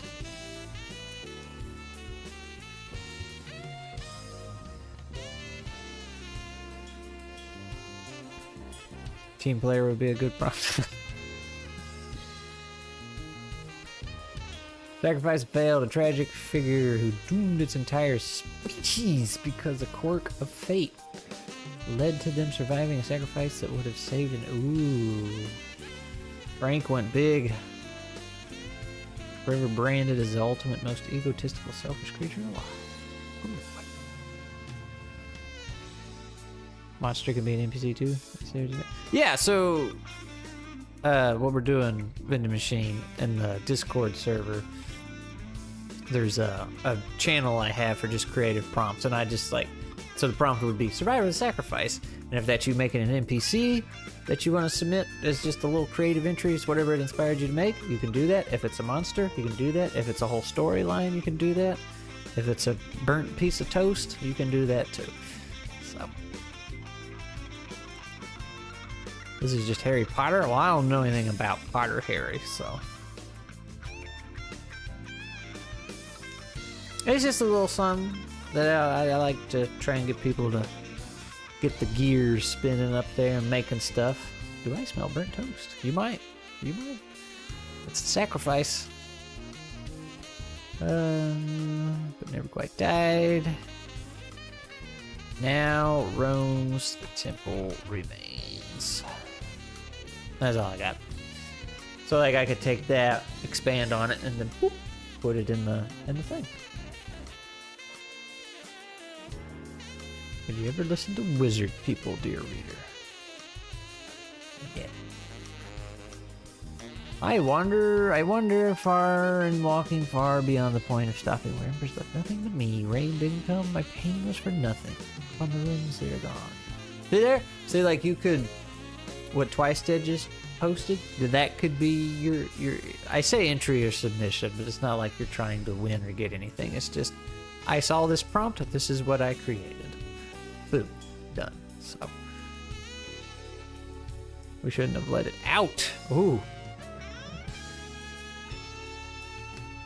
All right.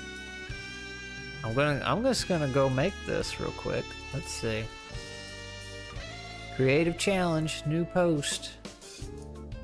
Survivor of the sacrifice. Y'all were killing it. String.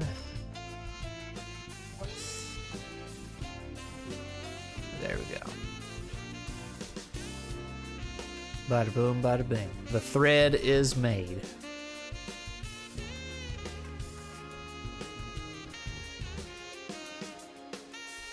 Contribution, that's the word.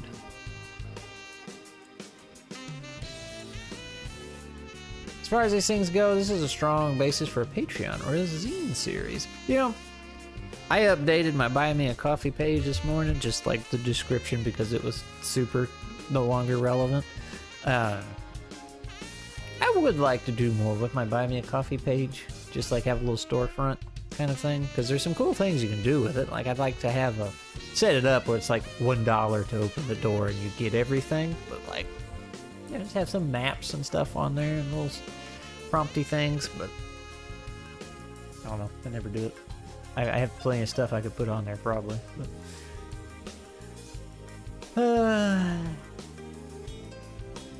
they deserted this once great city like their gods deserted them and their temples. Once failed offering is all it took.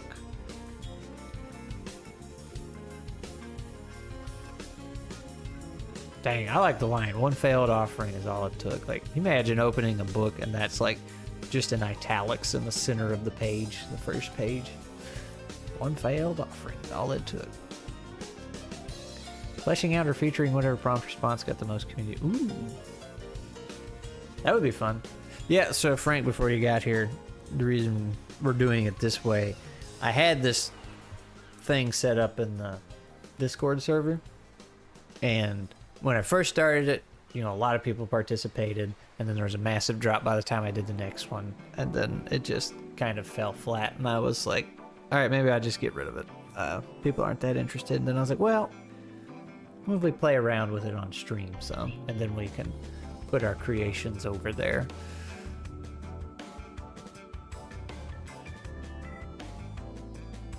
Maybe I could get writing advice over there? Not for me. I'll just tell you to get a good editor.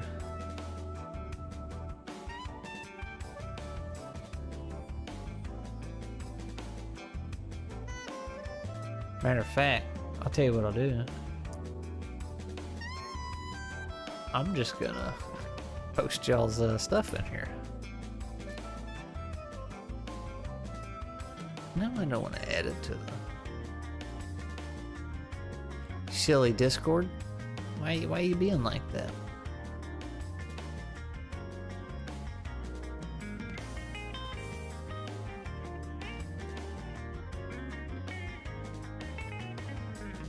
Did I miss anybody?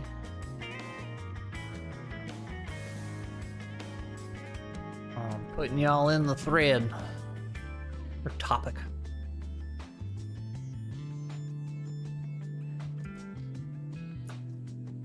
Oh, I think I got Frank a little out of order. That's okay. I got that one. They deserted. Nope, I get that one. Y'all getting put on the spot. Look at you. People just buy. Yeah. Those are a hook line for a good story because those are easy to find, right? So easy, so easy. Or no, you're talking about the editors. Yeah, those are real easy to find. You just gotta sink several $1,000s first.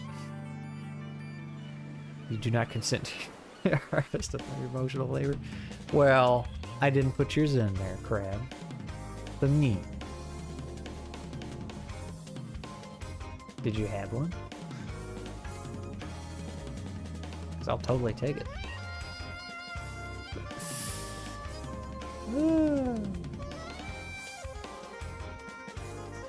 But yeah, right. Starting something. That's the hardest part, because you know you're usually you're not going to start with just a whole lot of people. So, you know, it's like y'all were talking earlier about streaming to 0 people. You just got to keep doing it. Keep doing it. Because it won't start if you don't show up, so. But man, it sucks doing it with nobody. You're trying to get something new rolling. Similar to the challenges Don John and Logan came from regular submissions.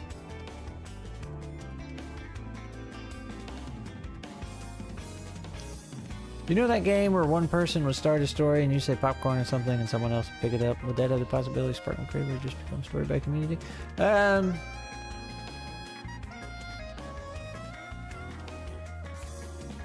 You'd have to have the right crowd for that, the right community. So this is like kind of widespread. I mean, if there's any writers in the Discord, they might jump on that and have fun with it, but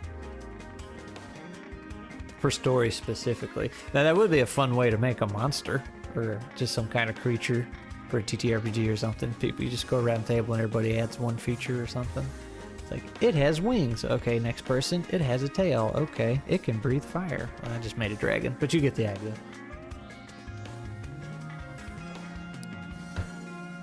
And obviously, people would be silly and try and make it as weird as possible, so.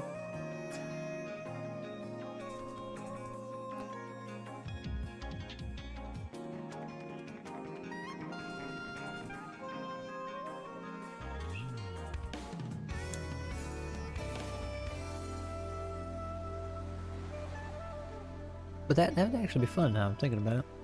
Fun way to make some monsters. Trying to think of some of the weird stuff y'all come up with. This 3-legged dragon that shoots rainbows or something. Believer of the free model, I just released my first community project to the old Patreon and I'm riding that high. Also in the same boat, hoping it takes off, people like it. I mean, if it's on Patreon, is it free? Well, what do you got going on? What's over at your Patreon? Is it the Frank... I don't know anything about Patreon. Can you even search people on that?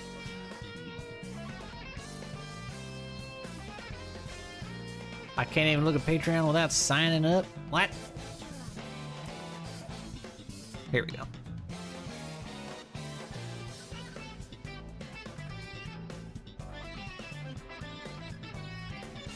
And if people come by for free stuff, somebody's bound to toss a coin to your Witcher eventually, and if nothing else, you'll have people to talk to right here. Yeah! Join. Find a creator. Here we go. Frank 2. I don't see a Frank 2. I see a Frankie. I see a Crittercraft, because I guess that sounds like Frank.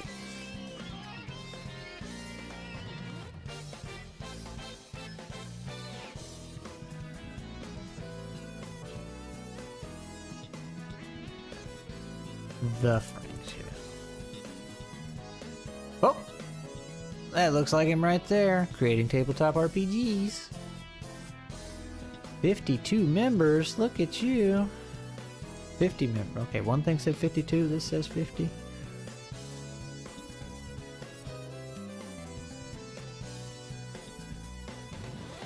How do you... I had to figure out how to expand the description.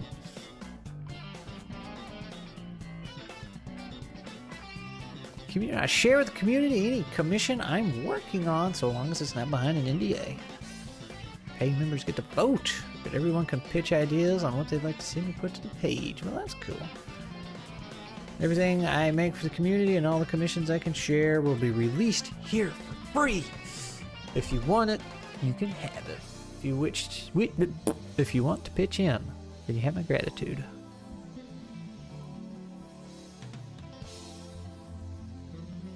Two posts a month. First of the month. Man, look at you. Working on a game called Project Overkill. I bait the hook with free RPG stuff. Good job.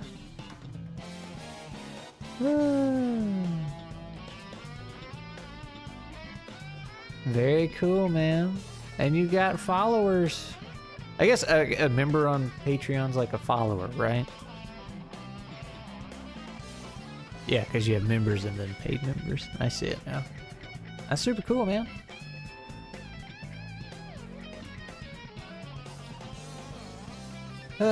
Using about game design and revamp D20 modern in the making.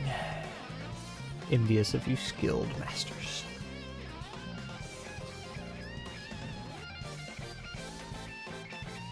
Oh, did I miss something?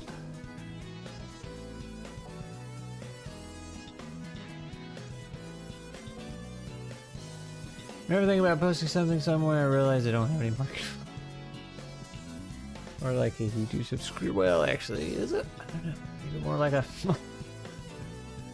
Yeah, I would say that was a follower, Frank, because right here on your page detail it says you have members and then it has paid members. So I would think, knowing nothing about Patreon, that a member was like a subscriber on YouTube, somebody who is following you, a subscriber or a Twitch follower. That's the free tier. Now, does Patreon count somebody as a member if they come by, like log in and download something? Are they a member, or is there like, well, no, because you got a join button, join for free. So yeah, that is a YouTube subscriber right there, or a Twitch follower. And then your paid one would be a YouTube membership member, which I don't have set up, or a Twitch subscriber. That's where it gets confusing. Subscriber on YouTube is free. Subscriber on Twitch means they're paying you money. Which is still weird to me. It's like, you can watch me for free. Why are you subscribing?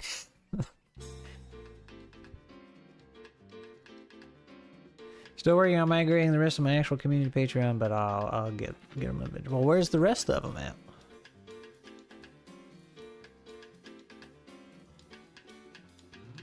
Always has feet to a mustard.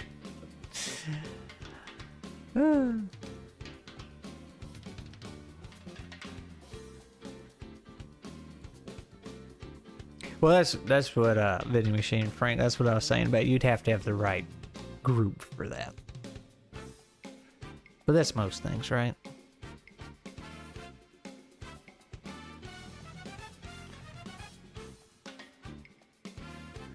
Patreon is either on Discord, hanging out around on forums, or a mailing list. Oh.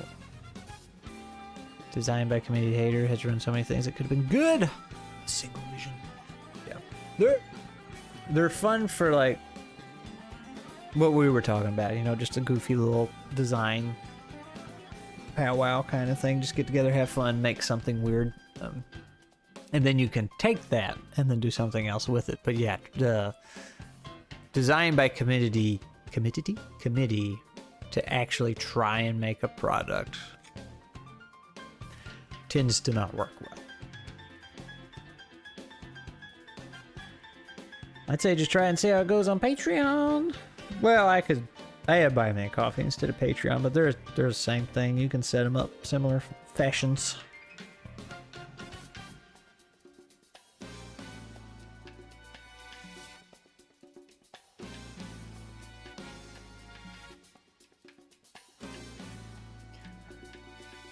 No.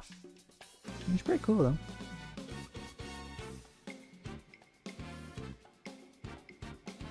Patreon's very different since the last time I was here. Which I don't know if that's better or worse, because man, I went to Patreon one time because I wanted to... there was a Patreon account where you could go sign up for 1 month or whatever and get all their ttrpg maps, and navigating Patreon was just so painful. Now it looks super generic. Like this, if you'd showed me this site, I never would have known it was Patreon.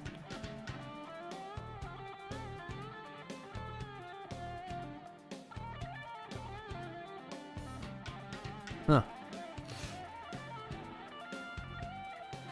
Zipuku? What in the world?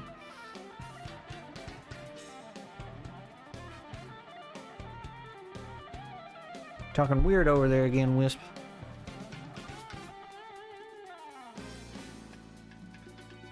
Prepare for many things to look more like an average of all. Oh, the maps Patreon. No, I'm sorry. It wasn't maps. It was assets for map making. I said that wrong. It was that Forgotten Kingdoms or Lost Kingdoms or whatever it was with the bazillion dungeon draft assets that I ended up not using because it was just so bloated and ridiculous.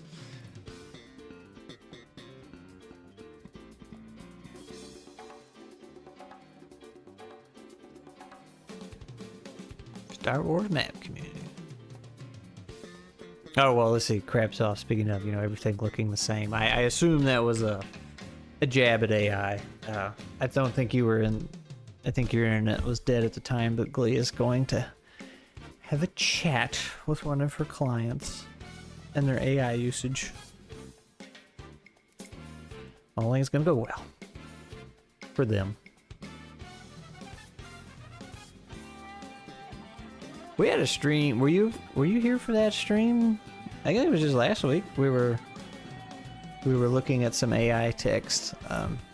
Yeah, it was the DQ ad, or not the ad, the DQ description on their app, and it was so bad.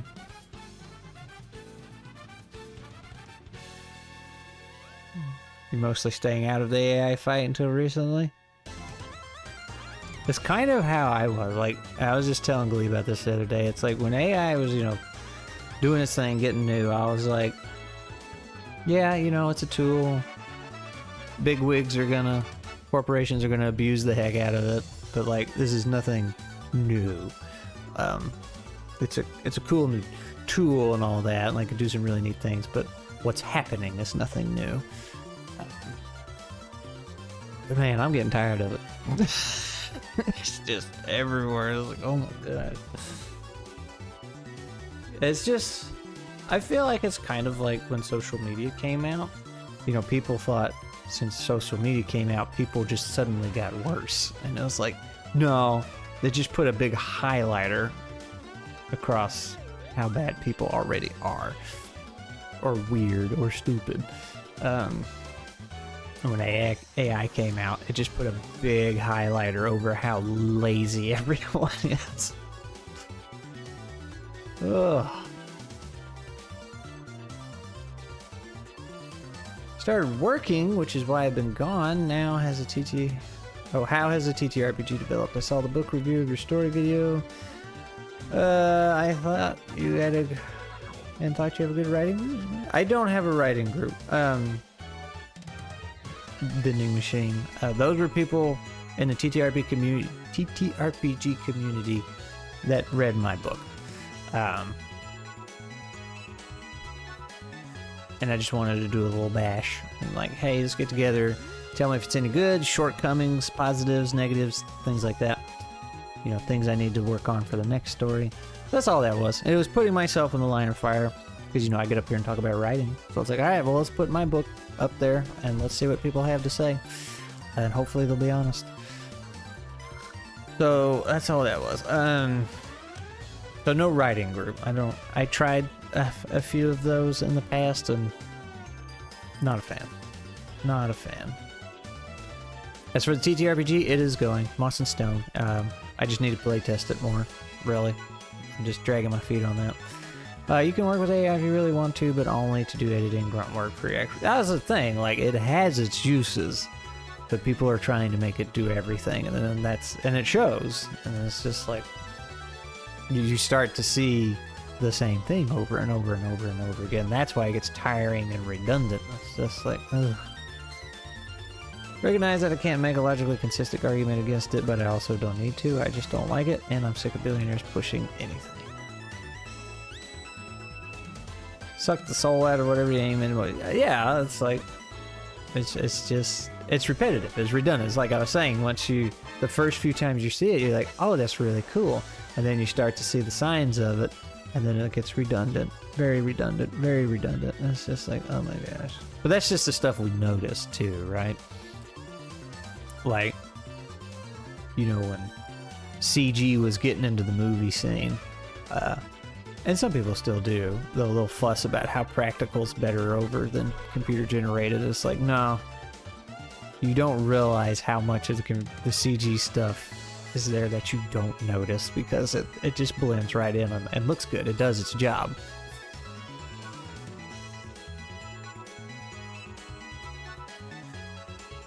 But I'm programming, right? So like people promoting the idea that you don't need to learn to code anymore is actively...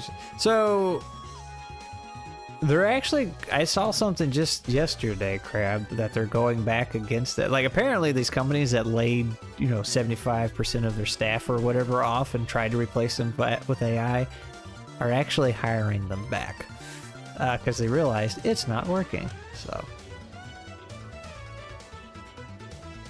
Community writing is bad. If you publish what you design, I think it's a good way to gain perspective. Yes. I agree with that, Machine. 3 out of 4 projects done. Why are we back on the DQ? Oh, well, AI came up. That's why. Good to see Crash has not moved an inch. He is not. He's still hanging out. See you later, Machine. Pop out all those prehistoric drinks. But I guess a vending machine doesn't have to be drinks. It could be snacks. Cards. Collectible Pokemon cards. I think the real future is going to use different models doing different jobs, all collaborating to output the same response to a prompt. Maybe. The most obvious outcome possible. But unfortunately, they're going to learn the wrong lessons, and most folks are getting fired again next year 1000%. Absolutely. Hey, there's that Hadrosaur guy. Crested Hadrosaur. Which I guess is some kind of dinosaur, right? Here's some more fun, flavorful text for you, Glee.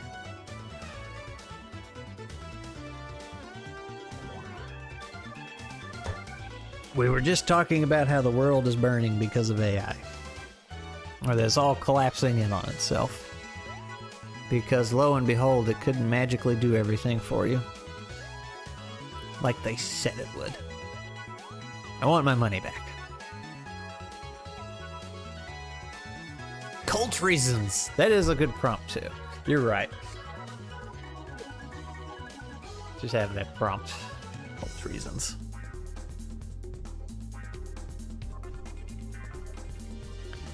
Well, Crash is moving.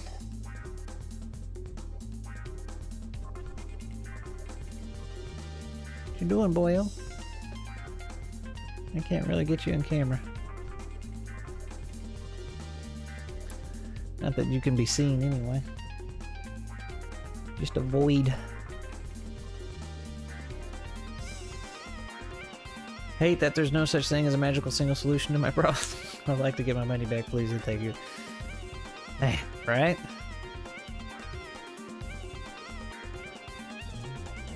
I'm just as sick of anti... That's the other big thing, Crab, that I'm getting so sick of, because it's like the loudest people making the loudest arguments are the worst ones to be making the arguments. Like when you see somebody stand up against it, stand up, like they make a video or something, they're just whining. And it's like, I agree with you, but like, there are better arguments to be made. You're just whining. But people acknowledge that the AI doesn't know what anything is and has no motivations, can't go rogue, can't tell lies. You mean no Skynet? I'm so disappointed. I wanted to get nuked. Oh, there's Glee coming in with the Hadrosaur. I like how I'm off-center. I should fix that. How do we fix that? Let's see. Excalidraw.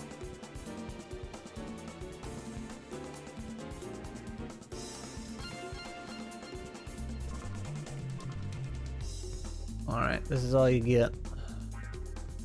All I can fit.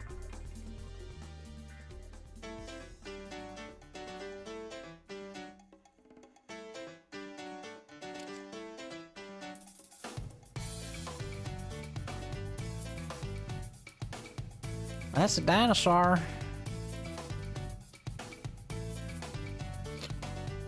with a weird shaped head.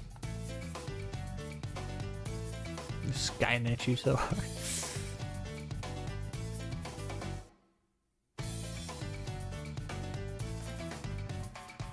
I don't know, Glee. You have to ask Crab. Oh, where you going, Crash? Ah.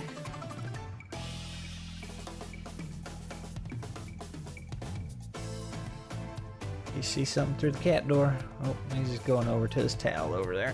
Alright. Traded one flat platform for another.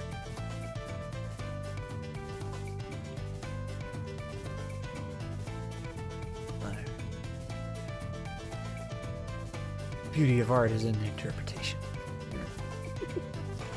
Play more cards? No, I lost too bad last time. We can, if we want to play something, we could go save Unga Bunga. Remember, he's still just knocked out in the forest somewhere. That's what I'm saying, Ben. Like, Skynet might be an improvement. Just wipe everything out, right?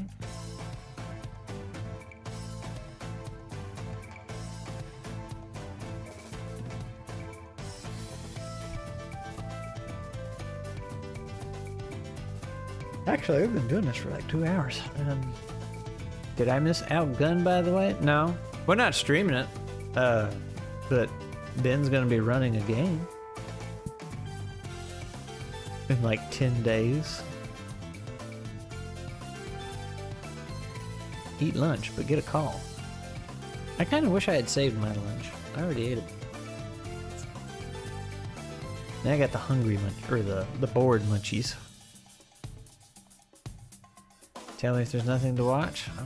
I wanted to rub it in. I could make it even worse and say, hey, you might be able to join, but I don't know. I don't know if Ben has other people he got or not, so. But I could just like tease you with that idea and then tell you no later. Like the writing advice all over again. Ain't it though? I give great writing advice. Ask me a writing question. Do an all passive game of Outgunned. Ah. Done. First draft, don't kill me.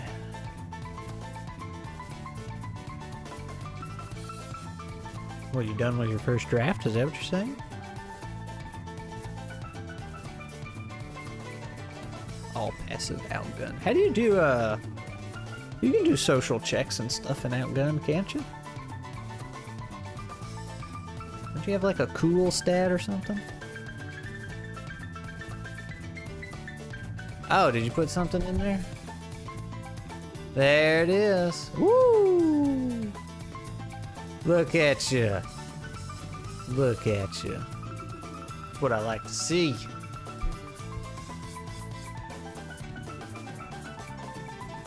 Oh, that's right. You do get to. He ran a game of Outgunned for you. That's right. Are you designing a game? You play? Well, both. Hadrosaur. I mean, I got a couple games that I've made. Need to do something with.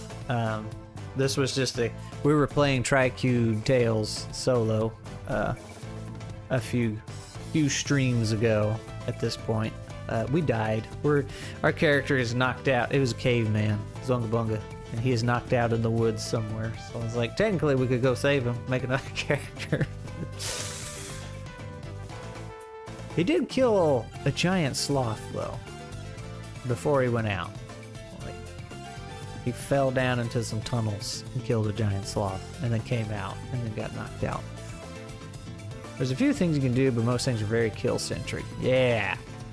That's what we like in our ttrpgs. How do you get the first sentence on the page quickly? Keyboard smash, just. And then try and figure out what it says. You could also just write knowing that you will delete it and change it later, so it doesn't matter, and just put whatever the heck you want on there. You could just say, this is a trash sentence I will delete later, but I needed to put something on the page. Now here's the real sentence. It will go something like...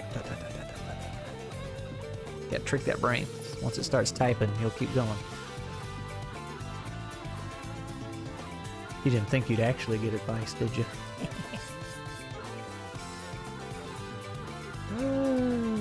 that got carried pretty hard with a stylish, smooth talker.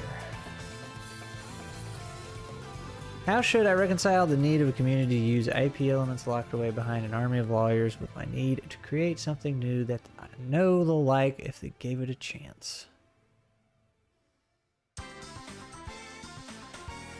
The need of a community to use IP elements locked away. Are you saying the community...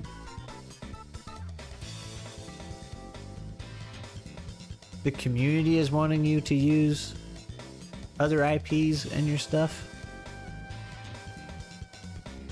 To defeat the blank page, you can write the dumbest version and then start writing. That's true, that's true. Good old paragraph of lore mimsum to fill the first paragraph visibly. There you go. I need an order of operations. Get chapter 1 and an ending, but no idea what's in between. That's how I am. I'll get a killer opening and then a killer close, and it's like, I don't. What's the rest of the book? Community wants an anime adaptation. I want a roof over my head and food in my belly. So they want you to make a whole anime of this game, like an animated show, or take stuff from an anime and put it in your game. I mean, because if they just want you to take an IP and put it in your game, like you can make things legally distinct, barely, if you want. Ah.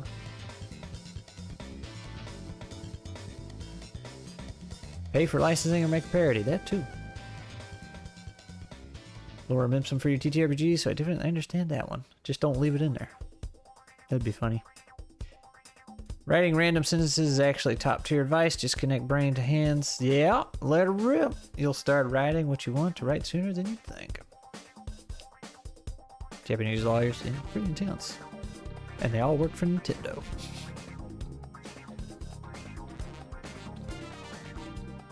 That's like the cream of the crop right there. Get your law degree in Japan and go work for Nintendo.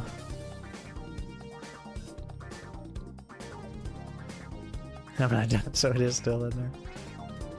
I meant to leave it in there when you deliver it. That'd be really funny. You just have this fully produced product, your book, and there's this lorem ipsum chunk in there somewhere. Cut my teeth on design, making a name for the Naruto anime. But that was many years ago, and I can't just keep doing that and still find gainful employment as a diner. Designing a game. Okay. For the Naruto. Making a game for the Naruto anime. I got you. I see what you're saying. So make a system for an IP.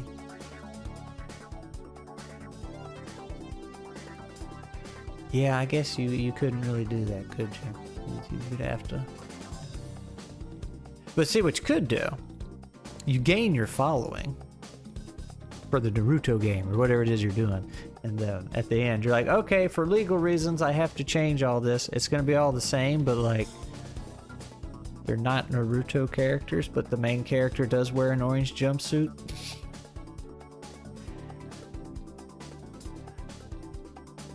Ooh. Based on a mother system. BESM. Gonna go eat. Later, Glee. Just need to sell them on a setting that honors the spirit. That's what they voted on this month. Honest kind of called Legally Distinct Ninja. I know, that's what I was gonna say. You can make a parody where everything's just legally distinct. These are LD monsters. Legally distinct. Oh, what is this?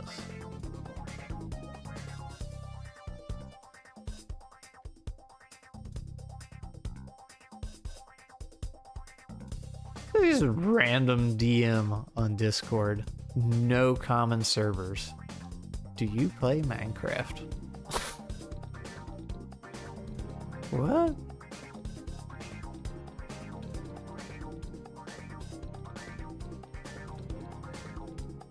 Got a heck of a description on his profile.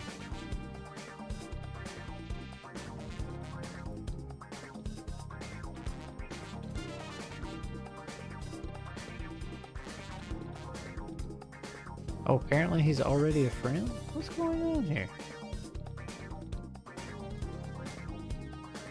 No, worry about that later. Legally distinct Naruto D20 just kills me every time I think about it. Naruto is one of the easiest to be legally distinct. Honestly, you just can't use anything they literally mentioned that isn't also in history. There's a company out there that gets the rights for IPs to make ttrpgs when the license expires. They release a generic version. What is it? It's like Riot Games or Rampage or something like that. They're not expired IPs, but they do make ttrpgs for like 90s cartoon IPs. Like that's the ones that made the Transformers ttrpg. Like they got a Transformers, Power Rangers, G.I. Joe. What are they called?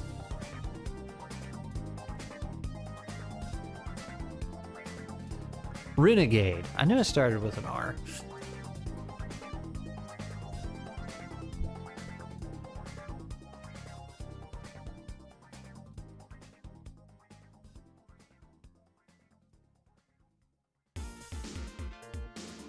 Like a pred hook.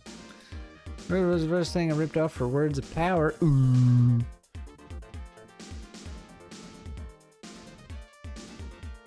Go for the overkill though.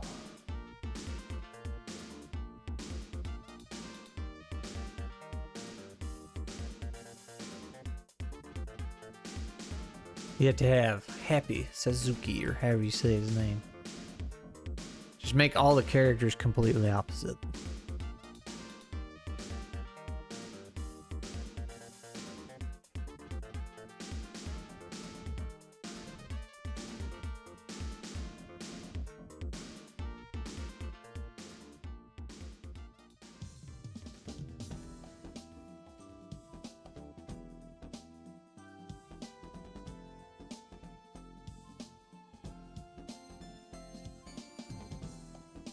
It's just store brand magic. I mean, that's kind of how I feel like Harry Potter is already.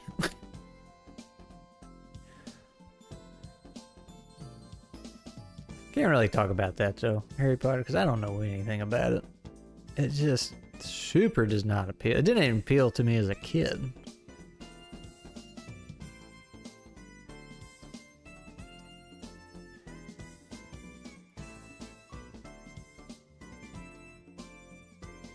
Don't name them after food.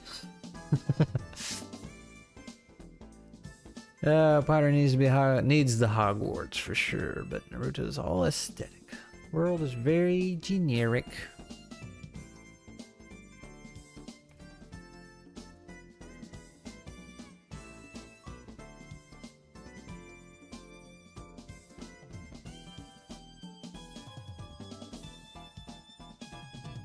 So your train of thought for words of power, though, it's a cool way to repurpose. Yeah. Let's see.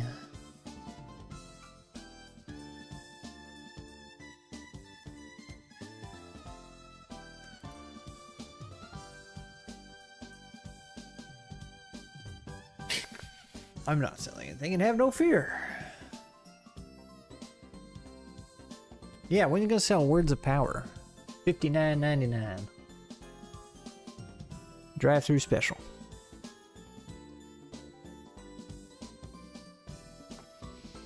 Speaking of, what is the deal of the day today?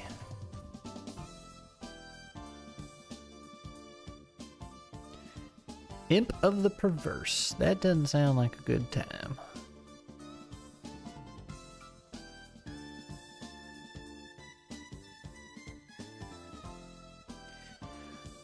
What I wrote is inspired by the Bronze Age collapse, so imagine the ancient Middle East when you read it. Okay, well I was just looking at it. I will sell words of power right after I pay an artist. Well, those are expensive. These expensive.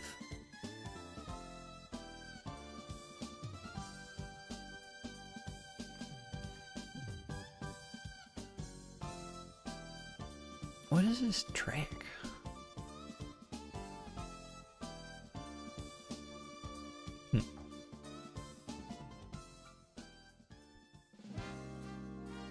We like all of our adventures around here.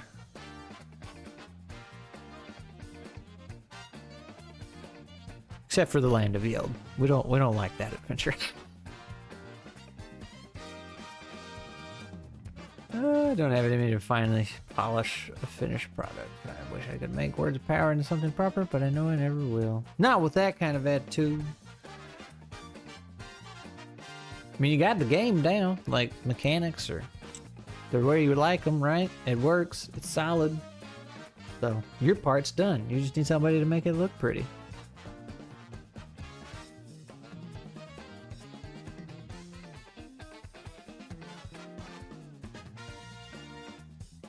It's that awful dude over there from Tales from Elsewhere. I couldn't think of anything else. What's going on, Daniel? I don't see you in these parts that much.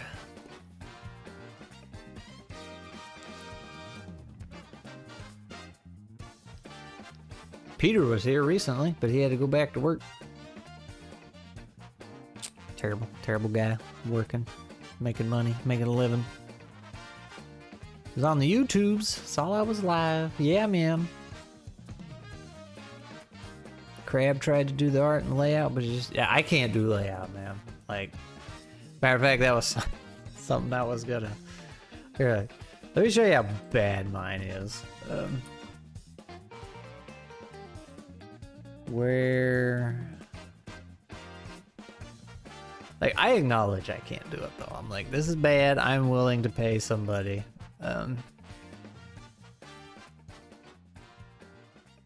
And of course I was trying to do this in PowerPoint. You remember all the Mavericks? Well, yeah, you probably remember Crab because you used them in one of our games of Words of Power. The Mega Man X2 Mavericks. Let's see.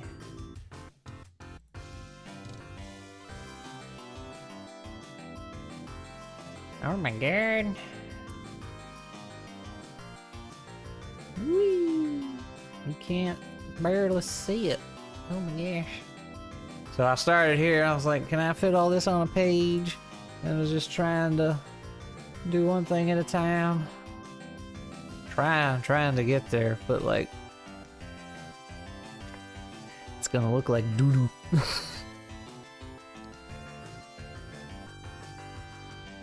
But it'd be something. I would say, like, if I'm just doing it and pretty much giving it away for free, like, it doesn't have to look good, right? It's free content for you.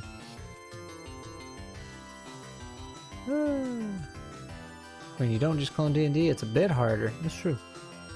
Layout artist, typesetters, editors, now those on their hand, but writer, everyone's a writer. I agree, to an extent. Depends on how well they write, but everybody can write. Just meeting with Peter talking Tales from Elsewhere. Yeah, when y'all gonna be done? You took all that Kickstarter money and ran off. Exactly what I expected y'all to do. Not a single update, no progress has been made. Not one single art piece has been shown off. Everyone sure thinks the writer's design. Hard to go to someone and be like, I can make your game fun and not poop. You see the struggles? Yeah, it's bad, isn't it? But like I said, this is something free. This is gonna put on Buy Me a Coffee or something. Through the extent of the effort I could be bothered to make in Stick ttrpg. Daniel says he's working on it. Alright. I'll believe it when I see it. When I have a book in my mailbox waiting for me. Speaking of books. Twice Dead. I think the hardcover Bashkin books should be here today or tomorrow. So I'll finally get to send them out. Poor GM Ben's waiting on his been here for like 2 weeks. I was like, well, I'm just gonna send them out at the same time. So those hardbacks are taking forever. But I think, let's see. Let me go check real quick. Last time I tried to look at the tracking information, I was like, nah, you can't have it. But I want to say I got, yep, arriving tomorrow. Okay. So I will get them tomorrow and then send them off. So if your address has changed again, Twice Dead, you'll need to update me. Has an art placeholder and everything. That's because I couldn't be bothered to edit the text to fit the page nicely. Yes, it is. I don't know how to write though. You suck at it? I mean, I've seen what you write twice did. I'd say it's pretty good. What I need to work on is playing the actual game. Making dungeons and telling stories. I just don't have a group yet. That's the thing with Moss and Stone. It's like I got it laid out. And it's like you just gotta go play test. And technically I got plenty of people willing to play test with me. It's just I hate asking people. Like, if I could pay you, then I wouldn't feel near as bad. Just be like, yeah, here's some money. Let me borrow a couple hours of your time. But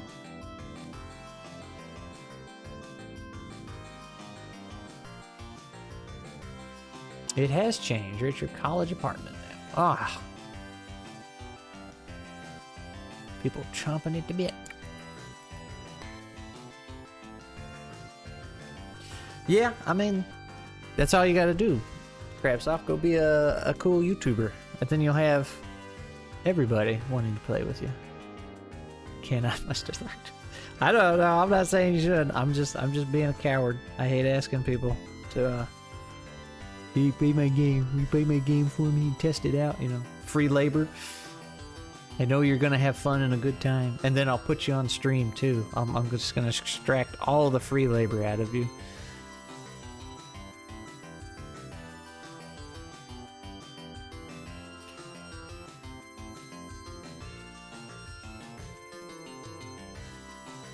You're open for more playtesting?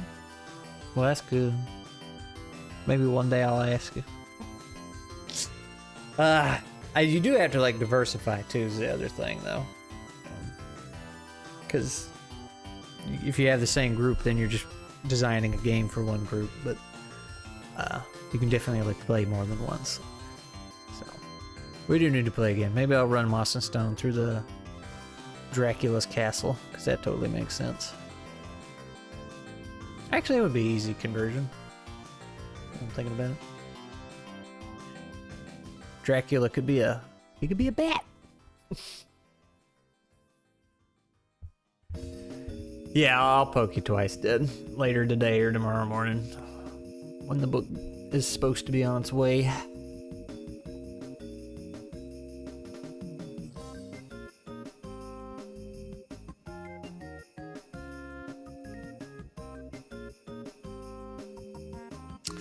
Yeah. Do you play copyrighted music on stream? Sometimes. Though it's not intentional when I do. But I don't monetize my streams, so if you're getting ads, YouTube is doing something they shouldn't be doing. So it's usually just video game music, which isn't copyrighted. But sometimes it's weird because you have like game remixes that people will make, like, you know, the chill lo-fi versions, and those aren't copyrighted because it's not their song and music to begin with, my understanding anyway. But like sometimes I get nicked for it anyway.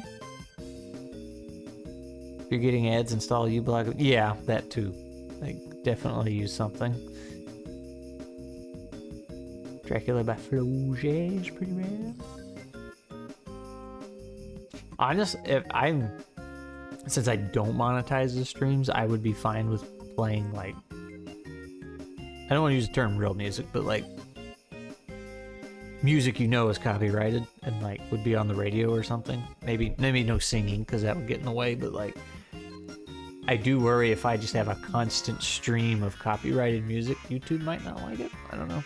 I also don't know because like the last stream I did, the last Hangout one last week, as I was saying, it was one of those collections of chill Nintendo music, and 2 of them were copyrighted for some reason. So I was like, oh, well, it doesn't matter, I'm not monetizing it. But I don't know if when that happens, that forces ads to run because the other person's like, well, I want ad revenue, even if I don't want it. So I want to say it doesn't work that way, that they only get the shared ad revenue if you turn it on. So I don't, you know, YouTube's so transparent about everything. What's up, Jackson? JacksonRiley.cool. What a name. Is your hesitation for testing though? Just curious, is it like you don't like running games or you're worried someone will say? No, I mean, somebody's gonna say it's bad at some point. I know that. I'm over that. I hate asking people to do something. Like, because if I say, hey Crab, I'm doing a playtest at this time, in my mind, it's asking you to perform labor for free. Even though I know, maybe not you specifically, but the people I'm asking, I'm like, I know that they're excited to play, they're hanging out, they're having a good time, and they like testing these things, but it feels like asking somebody to do free labor. And then if I'm streaming it, it's amplified because it's like, hey, come give me this free labor and come on my stream and perform and do all this other stuff for me. And I'm just like, I don't like it. So, even though we always have a good time, I just hate asking. But I'm also like really bad at prepping. It takes me forever to make a session, so that is another thing that adds to the time that takes so long to run a test session. It's like, it takes me forever to make a map and all this other stuff. So, what are we working on? Nothing really. We're just hanging out. I was showing. We were talking how bad we are at layout. So this was me attempting a layout for a handout. What would you call these, Crab? These were some streams ago. We took bosses from Mega Man X2 and we turned them into creatures/adventures for TTRPGs. You know what? We rolled up random settings like Wire Sponge here. We rolled up Weird World War. So we gave a little bit of backstory, give them some generic moves, but the idea is you plug it into whatever system you want. So stat block or card. Okay, yeah. So it's like, these are just little things. The idea was to make them and then you could go download them. Like I'll put them on my Buy Me a Coffee page or something where you can just go grab them and just plug them into whatever you want. It was just something to do on a stream. It was fun to make, but I don't know how to make things look decent. Me and Crab are bad at layout. I've noticed that Scrat goes out of his way to not bother people unless it's Glee. It's true. Like I don't like bothering people, and I always feel like I'm bothering. So, 100% preparing myself to say it's bad the day we meet. Nuts or Moss and Stone?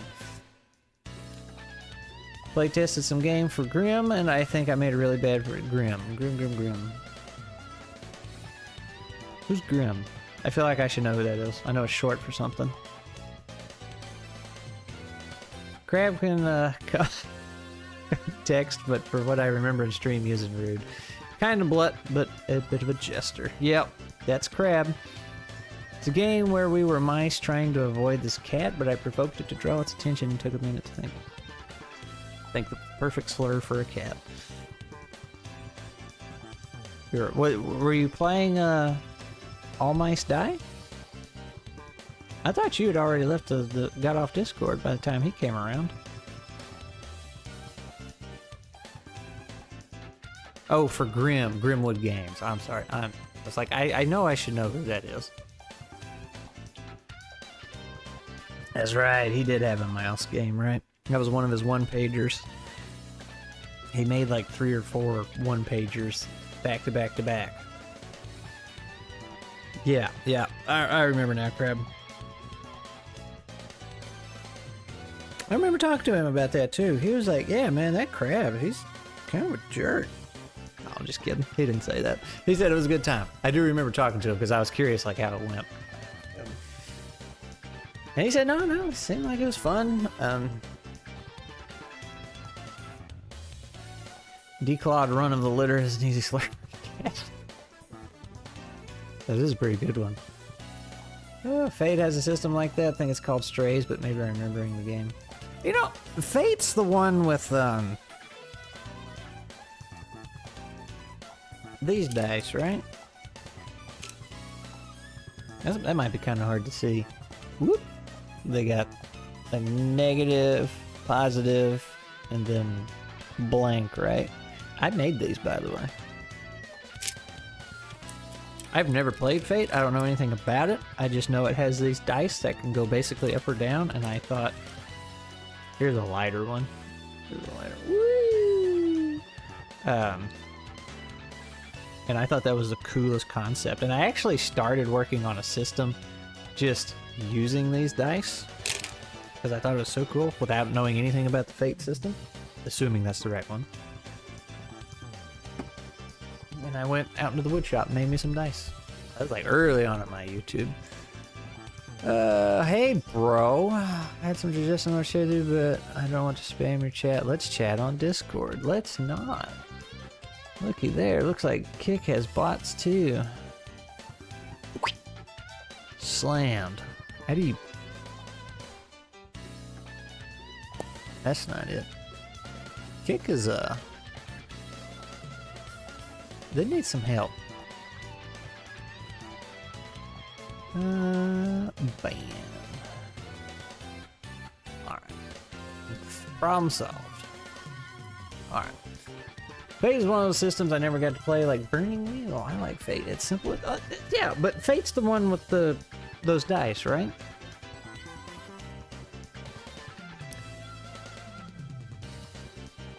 Fate, I think it's called Stray. Oh, D&D players hate Fate. Hate Fate? No wonder I like it so much. Yeah, I just had some wood. Those were let's see. This one, so I have 3 of each. So these dark ones like this was hardwood. Like that's not stained. That is just how the wood looks. So I added a little piece of hardwood, and then the 3 that are this color, that's just a 2x4. They are by no means perfectly square, but they're square enough. I didn't have anything to get like that close, so I cut them on the table saw and then tried to like sand them, but I didn't have anything to hold them perfectly, so didn't have any fixtures for it. But I figured, you know, for what I'm doing, let's just dice. Whee! I just wanted to make something. Fate fudge dice? Yeah, well, that's what I was trying to figure out, if that's what they actually were. Neil. Positive, negative, blank, yeah. So I had the phone call, feeling better about the yap to you later. Woo! You made your own? That is, I did! Neil, yeah. I was... Wood dice school, yeah. A D6, about the only die I can make. Out of wood. Everything else would be a little hard. You could do it, but it would take some serious trigonometry and geometry doing, so. Made your own dice, that's cool. Yeah. I mean, they work. They're not so lopsided, it's basically a loaded dice. Love brass, is beautiful. Oh yeah, no, brass is super cool. Dice set made out of brass, but brass is kind of soft, right? So I don't know how well those would hold up. Probably good enough. Ancient board game pieces, and it made me feel so stupid for thinking, carve the dice. D4? That would be hard to make. Let's see. With the tools I have access to, so. I'm trying to think, because, you know, this is what you got. You got a blade, and you're just feeding things into that blade, so you'd start with a cube, right?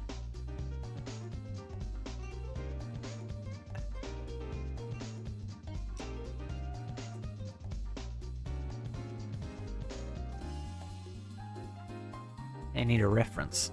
Okay, so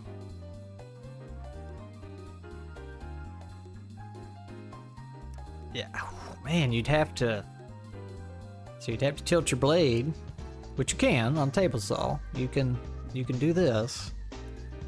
So you'd have to tilt it whatever. You'd have to know what that angle is, and then you could zoom that way. So you'd run it through both sides, rotate it 90. no. Yes, 90 degrees. And then you could again.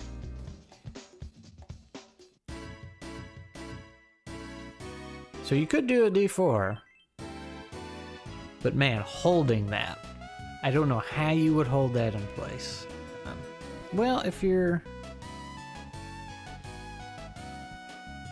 Hang on. I might have to go try and make a D4 now. You could, yeah. Oh, dude, yeah, no, you could. You do one side. I'm looking down on top of the D4 here. You could just run that through, rotate it. Oh, man, no, that's so... You'd have to have an indexer, something you could lock this in and lock in at specific angles. Like, and I mean 1 angle increments. Holy, which I do not have. Yeah, no, I can't do that. I don't have the means. Long dice, each side is 1 and you trim the corners and yeah. Our dice out there made of copper, I think. Brass will endure just yeah. That's true. You're married to the triangle shape and single tool, making it bigger from separate triangle seems like yeah. Yeah, you don't have to do this. You could do the they have the other shapes you can do. Like there's the other D6s that are instead of a cube, it's the kind of like a rod, but it has faces on it, so those are neat. So you could do that with a D4 too. Like a D8 would almost be easier. Yeah. I was like, take if you had an indexer, you could just make all your dice the rod with faces on it.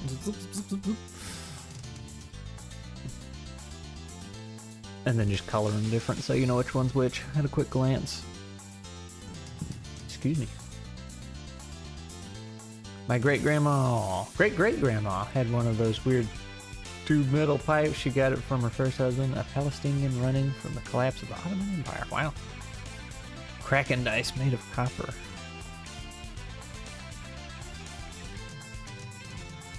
Like a D20 is just 20 triangles glued together. Easy peasy. Yeah, okay.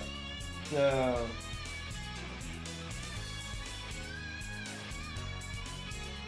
I don't know if I have any D20s in here. Oh, yeah, I do.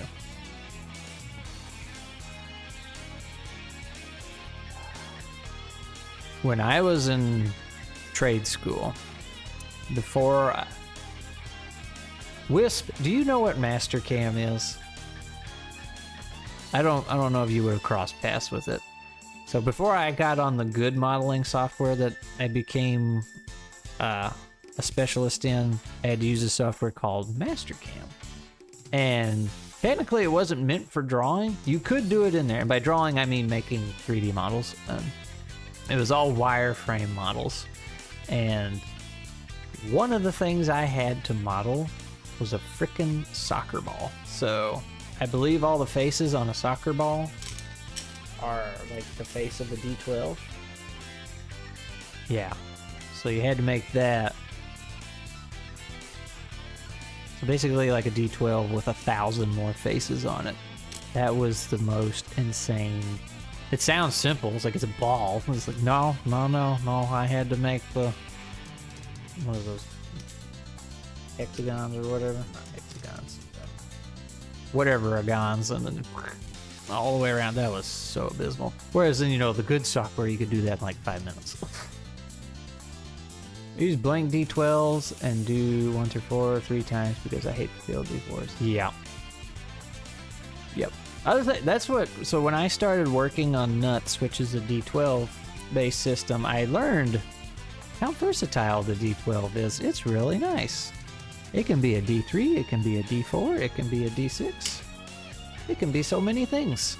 It's the only dice you'll ever need. You ever seen it? Yeah, I would say it wouldn't. Mastercam's for machines. It's for getting your tool paths for CNCs, but it has the geometry side of it to where you can draw and do stuff, but you're not supposed... It's not meant to model from the ground up, so... Yeah, D12 can be D3, 4, 6, and 12.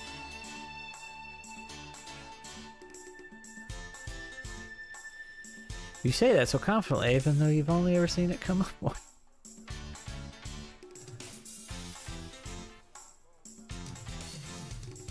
Oxidized copper dice. I guess that's something you gotta work out or look out for.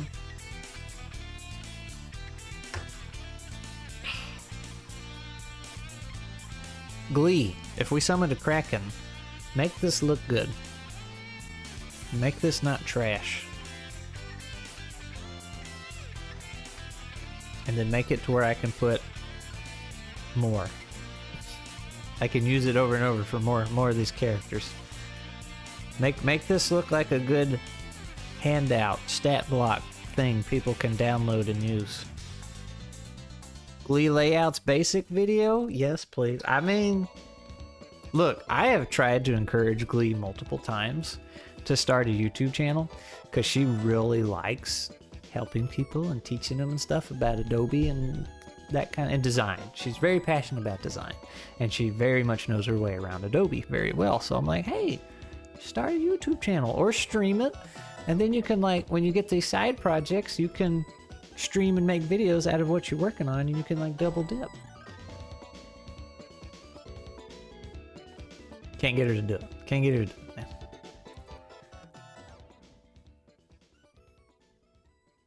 But if you get her to do a layouts basic video, I'm telling you right now, Crab, it's gonna be a long video. That might be interesting, Glee, if, like, we had a target objective here to do. Like, okay, we're gonna make this, and, like, you could already know what you want to do and just explain why you did those things as you do them, or maybe just show the end result. So it wouldn't be like cover everything. It's just like, nope, we picked this for this, pick that for that. Do not desire to be a content creator. I mean, you are a content creator. You make content for a living. You get paid to make content, unlike I do. Because your content is not free.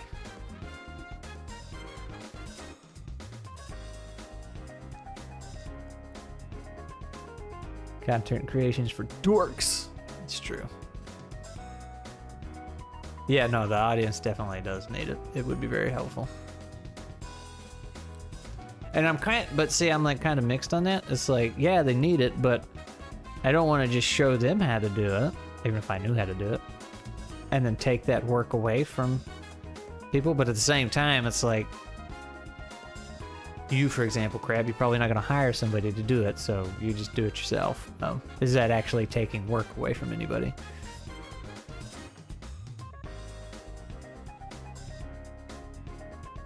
Yeah, character sheet design, Wisp, is a whole other ballgame. Glee, teach us, we are ignorant. And without the means of getting someone to do it for us. Converting it from NanoCAD to Affinity or Inkscape. Ooh. Inkscape's pretty cool. I've played around in it. It's nice. I need to tinker with Affinity, but I know as soon as I get on it and decide I like it, they're gonna lock it down behind a paywall.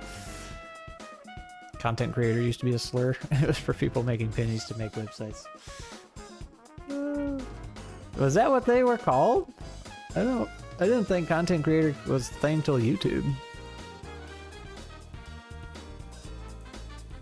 Designeen, or with design with Glee. That's actually pretty good. This guy just called me poor after stealing my emotional labor. That's why you're poor, because I didn't pay you for your labor. See, now you know why I don't like asking people to do things. See you later, Frank. Gleeful design. Hit me up anytime if you need a writer, editor, collaborator, gang. All right, man. Stay safe out there. Be under my shiny new LLC, if anything. That's right. She does mostly have an LLC. Text is a nightmare. And is it really? Inkscape's like the little black and white logo, a mountain or a spade looking thing, right? Am I thinking about the same thing? I thought text worked pretty good in it. I haven't tried it. I just saw videos on it. Neil coming up with a good name for his series. He is. Oh, curved text. Okay. Until YouTube is about right, because YouTube was dead when it came on the thing. Don't have that yet. Right, yep. That's right. Well, are you open to learning Express for this? Oh, Adobe no. I'm not supporting Adobe in any way. Boo Adobe. They're the enemy. We got a circular stat block on a previous TTRPG I was working on.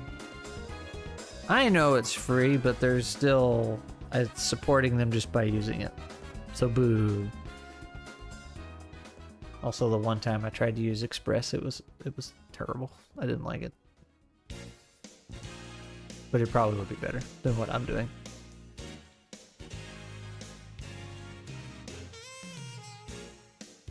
Canva or Express? Definitely scraping it.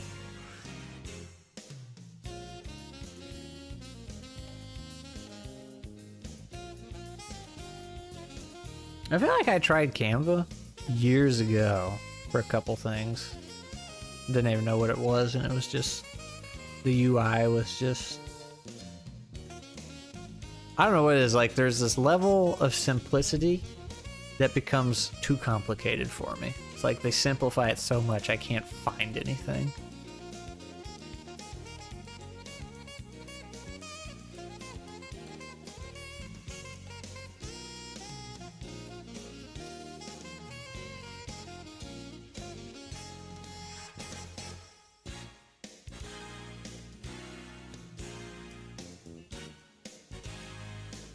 Use Canva at work? Oh, I thought you did maintenance. You designing like the do not touch machine is down signs? What are you doing with it?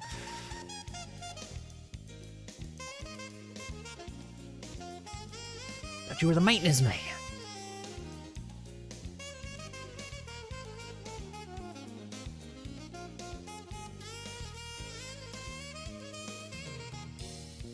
I'm the IT guy, which is anything with a computer. Ah. The man of many talents.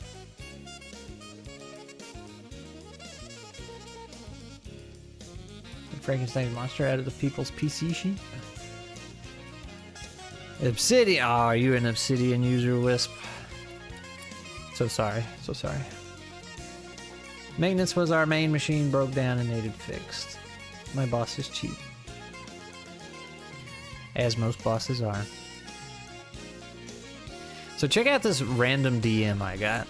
This is somebody, apparently we're friends. No servers in common. This is on Discord, by the way.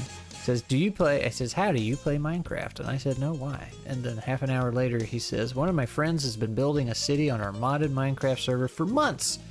And her birthday is coming up soon, so we wanted to surprise her with a small video in the city with some people. Can you visit the city for a few minutes so I can use the screenshot / footage you visiting the city? Max 5 minutes. And then he added, if you don't play Minecraft, I can just give you the voice chat app and you can react only. That sounds like a scam. I think that's a scam. You're gonna send me a shady link. But my only concern is like, we're friends for some reason. Like, am I supposed to know who this is? We have no chat history. A scam on Discord? Never. Scrat, you can't ask for things and not want them. I mean, I do. I just want them my way. Right? That's how customers and what people usually are, right? They're like, I wanted things to magically be done my way. With glue and a cardboard cutter because the computer. Not a client I would take. I mean, if you're doing the work, That's different. See, you're trying to get me to use tools. You're trying to make me do the work. We can't have that. Can't have that.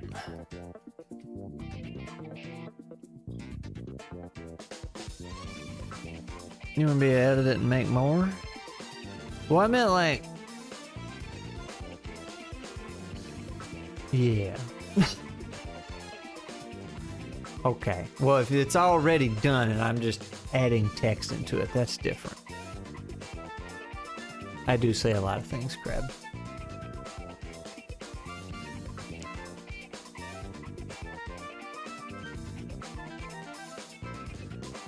I usually use Krita. I have that.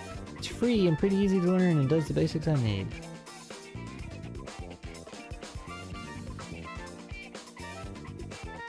Say, Canva owns Affinity now, so. Or maybe use tables creatively in Google Docs. Look, man. Look. I'm just gonna say, you know what? You know what? You know what? I'll just show you.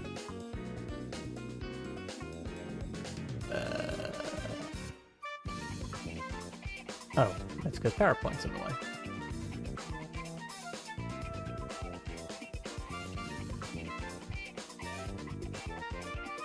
Question is... So let me show you something, lads. You see this? Do you see this? You see this? It's pretty nice looking, right? It's pretty neat. It's pretty snazzy. Laid out, nice and pretty. That was made in Google Slides. This guy who made Adventurous and some other things, he's in the video I'm working on, which is, you know, the project's like how long, where I'm asking them, different creators, different questions, like how long did it take, you know, blah, blah, blah, blah, blah, blah. And they dropped a comment that he made this thing in Google Slides. And I was like, and they mocked me for PowerPoint. So.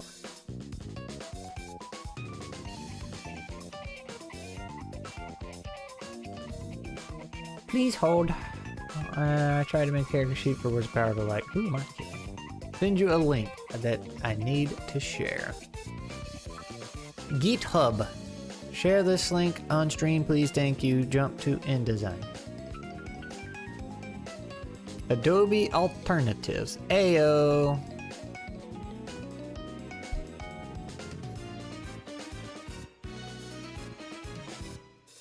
InDesign. Scribus. Hey, I know that one. Laid out. Oh, it's for Linux. Affinity. Quark Express. Swift Publisher. Well, there you go.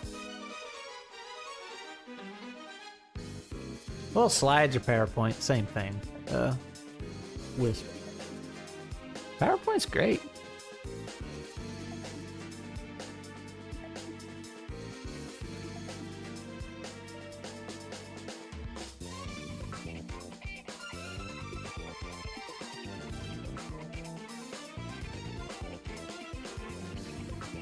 Oh man, this work line.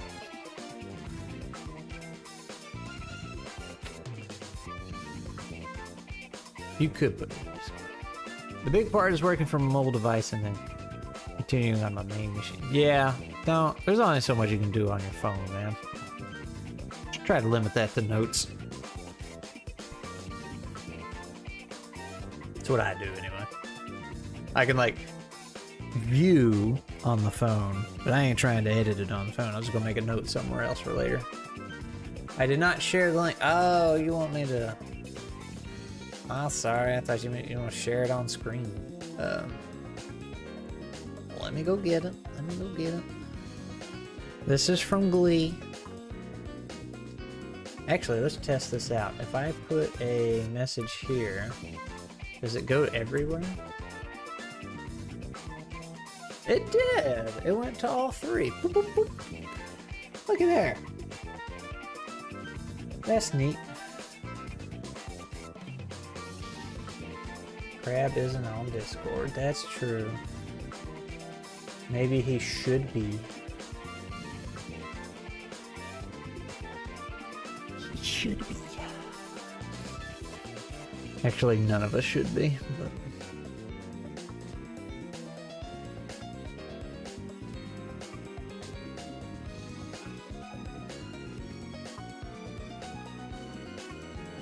Scribus. That's right, you're Linux boy. But hey, you got two options.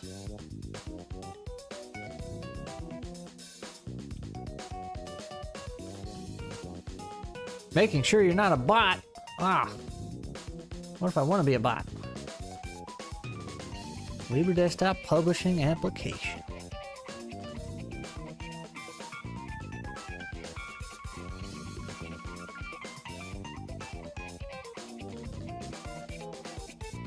Libre Page Layout Program. Not a huge fan either, but it's the best community gathering software I can think of.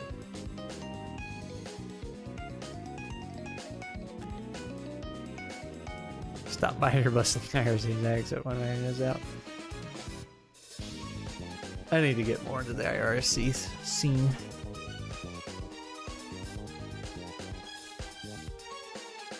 Yeah, Discord's pretty terrible, but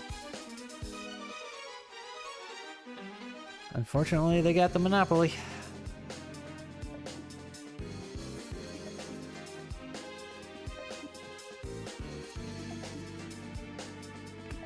Oh, educate him, Crab.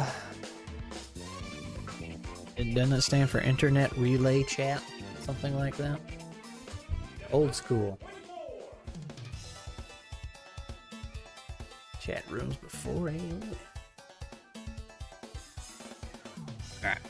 I'm going to bounce, my dudes and ladies, because I've been at it for a few hours and technically I'm supposed to be working, so got a video to edit. And now that I looked at my, I can't even call that a layout, this thing, I want to work on this. So because you only get better if you just keep doing it, right? Oh man, there's another bot. Ah, go away. I got another person to ban. Boom. Man, I'm just saying, YouTube doesn't have the bot problem like Twitch and Kick. So, anyway. And a playtest to plan. That's right. All right. I got your email. I'll poke you. If you want to join, that is, you know. All right. I'm out. I got like 3 different places to hit the stop button. So, depending on where you're watching, it might take me a while to disconnect. More playtesters. Okay. See y'all later.